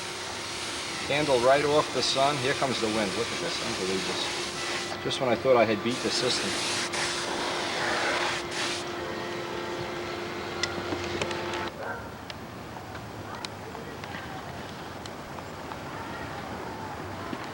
Now, I think when you follow, well, the few little tips and tricks that are on this set of 4 videos, I hope that virtually everybody is going to have this kind of luck.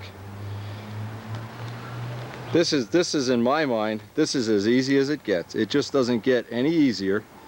And if you were doing a foam wing plane without the ribs to worry about, this would go in a fraction of the time of any other finishing system I've ever used.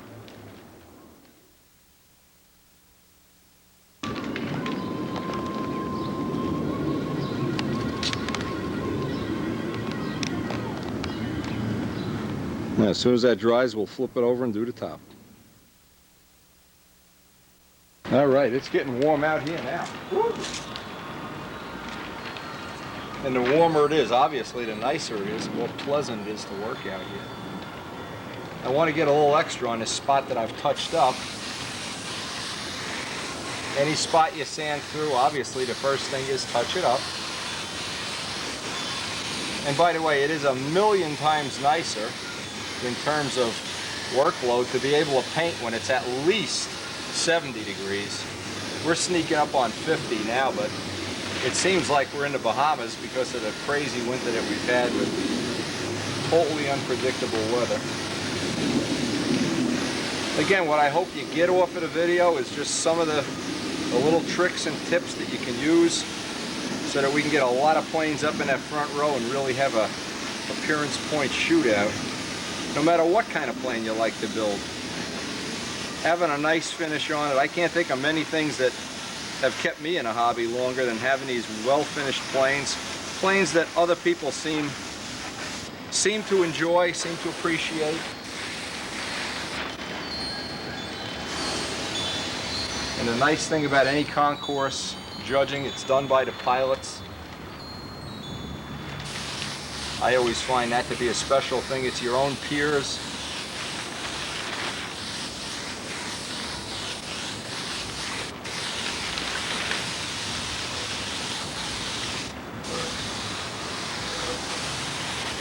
Again, these colors out in the sun really have become a lot brighter than in the fluorescent lights down in the cellar.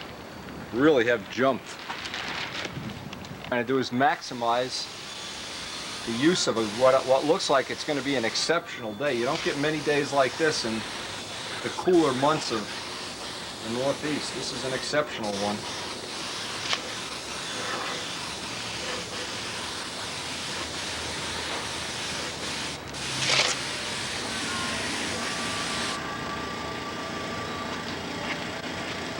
Again, there's just a lot of little tricks, tips, whatever you want to call them, that go into, maybe some of them you can pick up just watching somebody spray. Anybody that's an accomplished sprayer, you can learn from them. And the biggest thing is once you learn, pass the stuff on. Invite some people over to your house for a little spray demo, give them some help. I mean, at some point in the hobby, everybody is going to, and I imagine it's going to happen sooner than people think, you're just going to have an awful lot of people in the next couple of years with some really high quality finishes. It's going to get harder and harder to separate the planes at the top. Maybe it's even hard now, I don't know. I want to get a little extra over that ink line.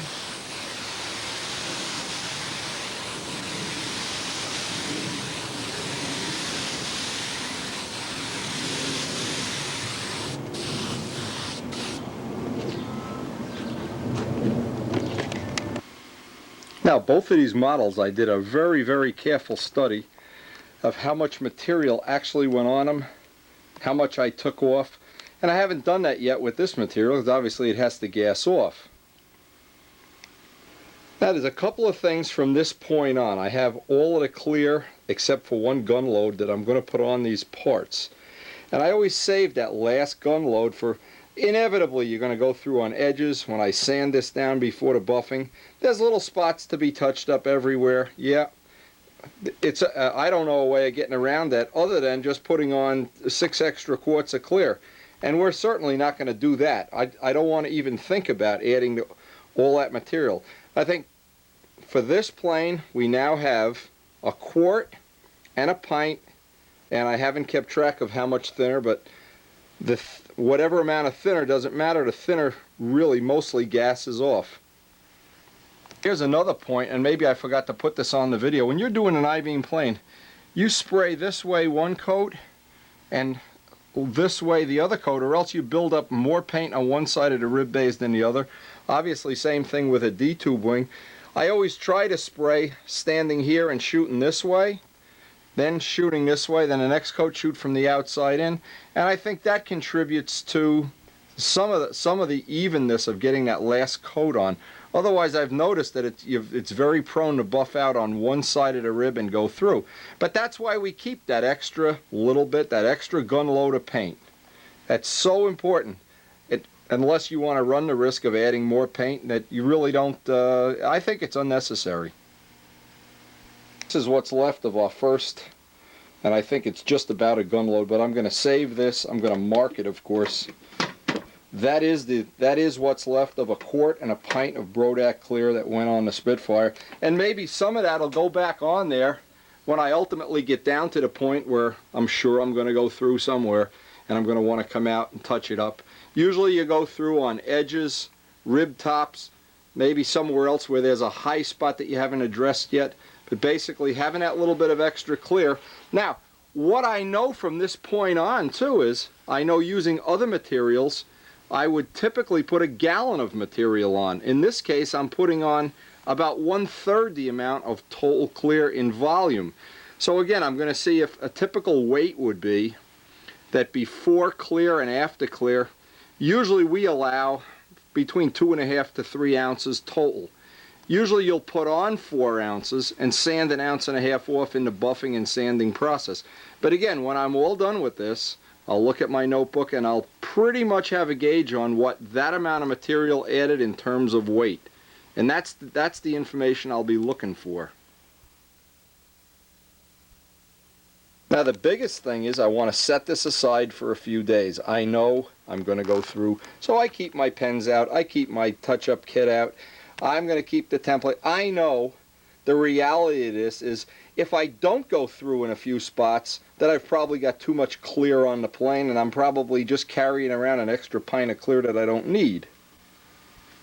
And right now, from looking at the way this is drying up, I really don't think we're going to need any more clear. I think, and it's possible that at the end of this video what I'll deduct from is that I only needed a quart. Maybe I've got too much on here already. But by keeping track of the weight, by keeping track of it's foolish to try to keep track of coats. Coats don't matter. It's how much you actually get on the plane, because when you spray thin, a lot of it goes in the air. If you spray thick, a lot of it stays on a plane. If you don't sand any off, a lot of it stays on a plane. So I can only use, it's only relevant when I compare my own finishing system to finishing systems I've had with Imron and with acrylic lacquer and with different brands of dope. And it looks like, to me, my initial impression is that roughly a quart, in a very careful scenario, a quart would be plenty, even on a big plane, and possibly even less. And again, those are the things we're going to know when we finish some of the other projects that we have around the shop. We'll know for sure just how much and how much weight it added. So we're going to put this aside to dry for a couple of days. And while it's drying, what I'm going to try to do is get it up by a heating vent. Now, I say heating vent. In this house, the heat down this cellar, it never really gets warm, so I don't want to give somebody the false impression that possibly I'm putting this up by some kind of tremendous radiant heater or something. It's just, if you can keep this where it's warm, you're going to be ahead of somebody who keeps it in a damp, cold cellar. Warm is the better of two scenarios. I always like to check around the cockpit because this is where it's prone. If you have a little problem, something that you want to address, this is going to be the focal point of the plane. I want to touch it up now, put some more clear on top of it, and let it sit. So far it looks like most of the little flaws and little things that I needed to repair have been taken care of. And so far the thing I'm really happy about here, and that I didn't have with other products, is that final coat of clear always used to be dull. It almost used to look like sandpaper sometimes. This, even if I were to take this out to the field right now, and this is dry to the touch, if I were to take this right out to the field tomorrow, this is probably a relatively nice finish. Another thing too is it's pointless to weigh this. The weight right after you paint something, the thinners haven't outgassed, so you get a false reading. You really need to, again, if the gnats were tomorrow, we would rush and try to get this done, but the reality is we have about 2 months to go. So setting this aside for a week is a really good, I'm guessing it'll just make the sanding and everything real easy, and we have plenty of other projects we're working on here, so we're not under the gun. Set this aside for a week by a heating vent, and we'll come back to it and sand it out and buff it out. Now it's a really marginal day here, really overcast day, so I want to do my little test to see if my parts are going to fog up or not fog up. Now all during the last week, what I've been doing is 1 part per day, or 2 parts per day. I've been trying to see how hard the paint would be getting, so so I could estimate when the best time to buff this material out was. Now what I did, when I was buffing out the flap, you can see I buffed through a little corner here, and no problem there, just touching that up. But we've gone through about a week through the waiting cycle, and this is an important thing to, assuming most people are going to buff the paint out, that we started with some of these parts one day and they buffed up, but it was a little difficult. On the second or third day it got noticeably easier, and from about the third day on it got, now we're a week away, and the parts are just buffing up like they're butter. But we do have, whenever we have a little buff up like this, a little buff through, I like to do a touch up and then hit that area with a little bit of clear. Now what happened here this morning, I sanded through a couple little spots, I touched up the ink, went out and put a coat of clear on this, and it's a marginal day. And what happened, and this is going to happen to you from time to time, this is the stuff that, you know, I hope people can pick up off the video. What happened, you can see what's happened. I have no retarder in the clear, and what's happened is it's dried fuzzy like this. Now, there's a couple of things you definitely don't want to do. If you see it starting to fog up, one of the things you can do is add a little more retarder, run out, and before it even dries, try to catch it. But that's risky too, because if the second coat dries, then what happens is that foggy material stays in there. And what that is trapped moisture. The dope skins over, and this happens with all lacquers. It skins over, and you wind up trapping moisture. A better way is I'll let this dry for maybe a couple of hours here. I have some time. I'm going to work on some other parts. I'm going to let this dry and take some 1200 sandpaper and just lightly sand the whole thing out. Then add a little bit of retarder, just a little bit. Maybe I'll go to a 1 ounce into an 8-ounce cup and give this another shot. But what I'll do, I'll just do the bottom of it, just a little spot that maybe I can see if it's going to fog up again. And again, if it fogs up, the best thing is then I have to wait for a whole nother day when the moisture in the air is less, or if you have controlled shop conditions. Now we don't. Here we have no control over anything, but the one thing you really don't want to do is just, if this starts fogging up, is panic and go put another coat of clear on top of it, because you'll be trapping that moisture in there, and then you have to sand off 2 coats of clear to get it out. So the trick is always do that little test. If you pick nothing up off the video, a lot of people are working in marginal conditions. That is a tip that's worth its weight in gold, and it's saved, in my case, many, many planes. Now think of the difference. If all I have to do is sand out this part and recoat it, or if I was to shoot the whole mainframe of one of these planes, and now I have to, always do the test. That's such a good tip. Now while it's drying, we have one sanded out, and obviously I'm not going to put any clear on this until I find out how the other piece is coming out. And now, if I don't sand through in any spots or buff through, there's no reason to put any more clear on. I can usually get away with just having the minimum amount. That's something you may or may not want to do now, because I'm trying for as light a finish as possible. All I want to be able to do is not go through and hit ink lines when I'm sanding out with 1200. And from this point on, nothing goes on the plane. No sandpaper touches the plane except 1200 sandpaper, Gorham silver polish, and a product that I don't have in stock. I have to go buy some today, called Final Shine. Final Shine is a polish that you use after you use Gorham silver polish. Now the other trick, and it's really a good one, a lot of people, and I've done it too, and it's been a tremendous mistake, is you buff out a plane, and this is going to be ready to buff out later today, I hope. One of the things you can really make a mistake on is you get some of it buffed out, and then you put carnauba wax or car wax on top of it. And what that does, it seals the lacquer and doesn't allow the last little bit of the material to outgas. You really shouldn't wax this. I like to think a month is the right time, but any polish that you use should have no silicone and no wax. Gorham's is good, Final Shine is good. And then when the plane is a month old, or when you actually fly it, obviously, you'd want to put some carnauba wax, would be probably the first choice there.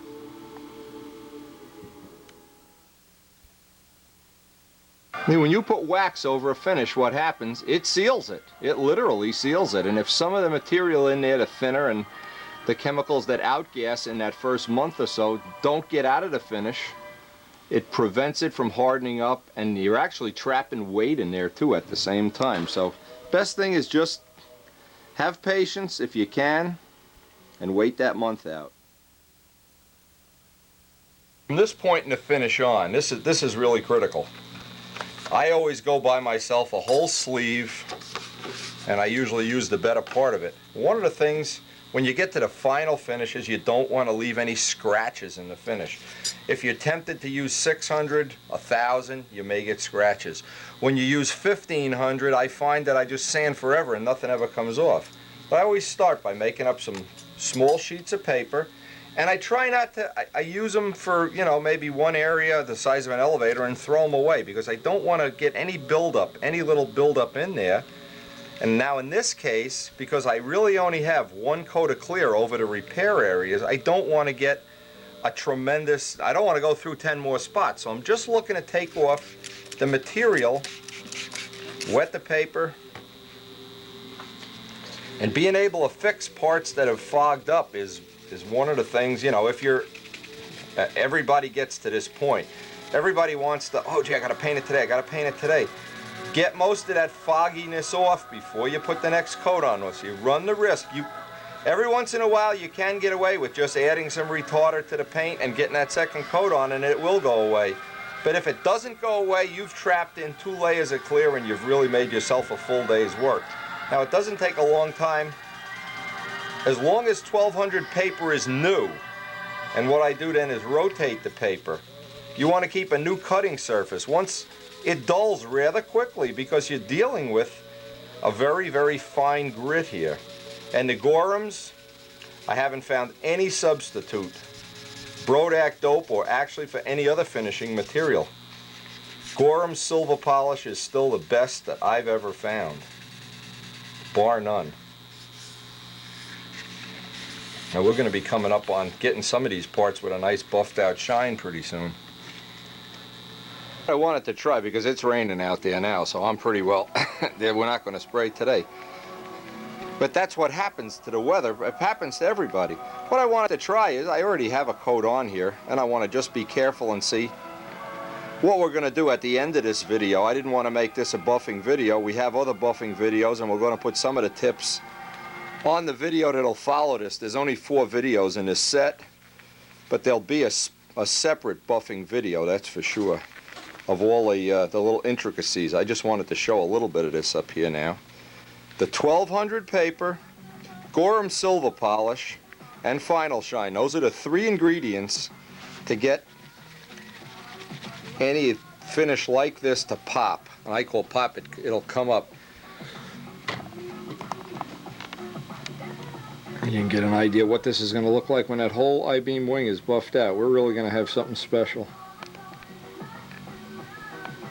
You can see the dull sanded side and the buff side. And maybe that's something you can pick up off the video, and every plane you have from this point on, you have the option of putting that kind of a finish on it.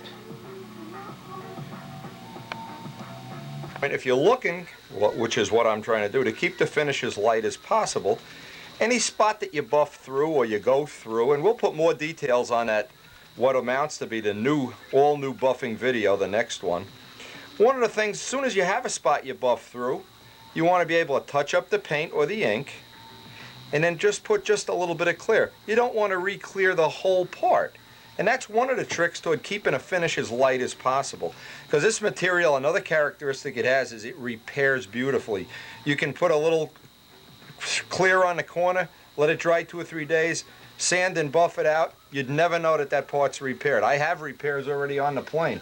If you get a bubble in a fillet, you can put a bunch of little pinholes in the fillet, fill it with pinholes, let some thin CA get in there, press it down with a Q-tip, and just buff it right out. Add a little bit of paint with brush if you don't want to see the pinholes. A lot of times having a material, and a lot of the epoxy finishes and Imron finishes, very difficult or impossible to repair. To do little spot repairs, you always see the end of the repair. When you can buff out a material like this, it's not a problem at all. You can make the repair for all purposes just disappear. Well, you won't even find it a week later. Material just buffs. This is the fifth day. This is the fifth day that this is drying and it's already buffing out. Now, in the past, other materials, if you try to buff them, even a month later, they're chewing gum. They're filling up the sandpaper with chewing gum, and oh, it's so frustrating. This goes so quickly. I can't picture anybody that wouldn't be able to do this reasonably.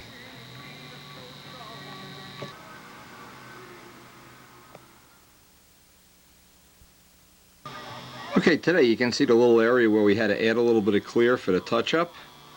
Now, it's a good idea when you do that, let it dry a day or two before you buff it out, that's for sure.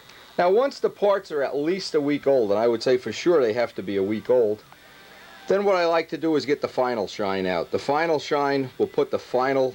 What Final Shine does, it gets rid of sanding scratches.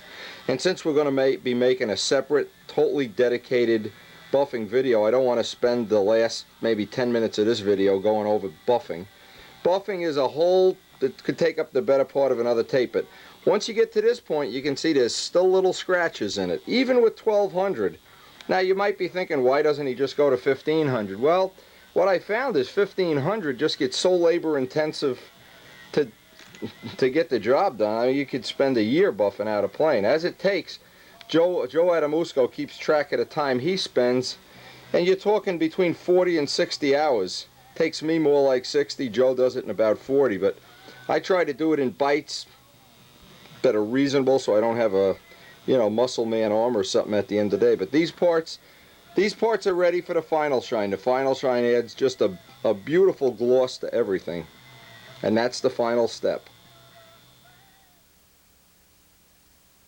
The only thing with Final Shine, it's really labor intensive. It's like anything that really works. It takes a lot of rubbing and scrubbing to get that final polish, but it is really, really a super product. Now, what I usually do with Final Shine too is just before the nats, just before any time I'm going to have the plane on display, go over it again. Use it like it's wax. It has a very, very mild abrasive. Doesn't take, you can see none of the paint, virtually none of the paint comes off, but it leaves on a highly, you can actually feel it.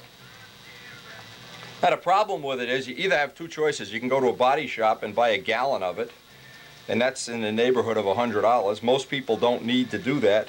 So what they do is I put it in 4-ounce jars, which is probably a more economical. 4 ounces will do a whole plane.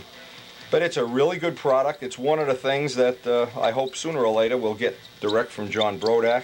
It's an excellent, excellent material. And you can, let me just clean it off. When it puts a Final Shine, and that's really the name of it. Final Shine is the name. Boy, it is just nothing but... And like I said, we're going to have a whole separate video with a lot more buffing. Buffing is a very, very intense, has a lot of little tricks and tips. For the purpose of shooting the clear, getting the clear on, I think this will suffice. And we're almost at the end of this tape anyway. But if you can get this finish on your ship, I think all the information you need to do that is contained on this set of 4 videos.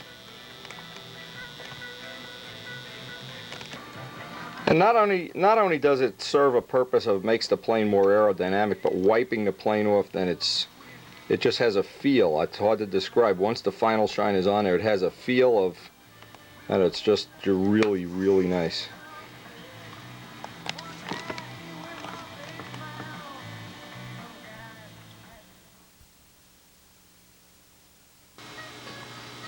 Now there's a separate tape, and I'll mention it again just for somebody who may not really realize. There's a separate tape that we've done in between the last 2 shootings where we buffed out all of the dope in detail, and that subject alone is just far too complex to try to squeeze onto the last 10 minutes of a tape.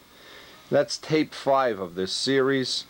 There's 4 tapes on the actual painting, 1 tape on the buffing for the people that may want to buff.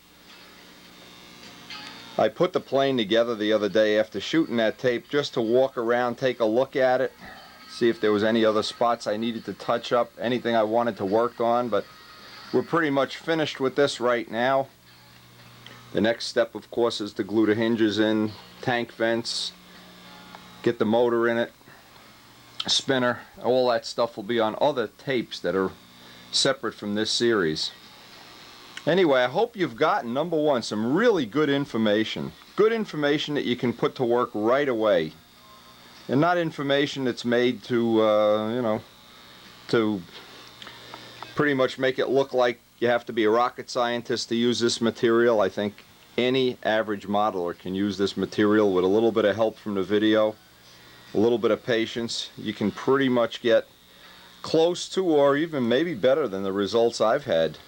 This is the first from start to finish, and if you've watched the whole series of tapes, you know we started with the I-beam wing, right from the tissue and the first coat of dope up to right here to where the ship is totally buffed out, ready to do the final assembly, and then actually get down to the field, and we're going to get some test flights on this on our next series of tapes, which will be the Jet 60 development tape. We're going to be trying to get some test flights.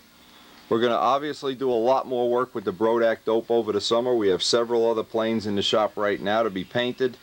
People that are trying to pick up tips, ideas.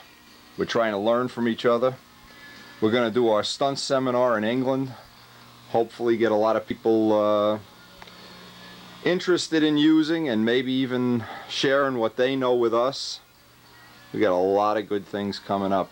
It's just really the best of all times to be a stunt flyer. So anyway, I hope you have enjoyed the whole series of tapes, and that you'll possibly even check out tape number 5, the buffing tape. Good information on that also. And also consider this. Consider either individually or as your club. Many of the clubs subscribe to the tapes. And sharing them with your friends. Most of all, share everything. And by doing that, I think we can keep this hobby really alive and healthy for many years to come.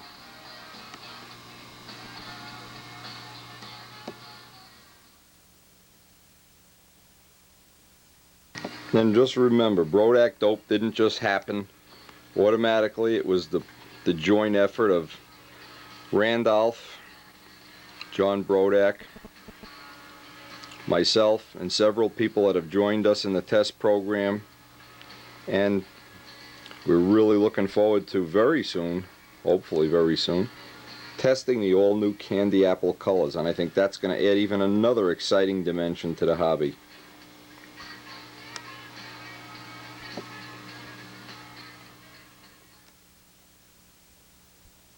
And please, if you have any comments, any suggestions, any tips that you've invented, little things you've found out or invented, please share them with us. You can email me, you can fax me. If you have a video camera, you can videotape your experience. If you send any photos in, we'll try to use them on a video and we'll pass them in the Stunt News. And remember, we're always developing new products that may not be in the catalog yet. Always feel free to either call up, email me, and I'll let you know what we're working on. We work long and hard to bring new products to market. Products that I hope are going to have a positive impact on the way the hobby grows in the future. And I'm always happy to answer any question with the amount of information I have learned over the years. Always happy to share it, but it's up to you to give me a call or jot a quick note down.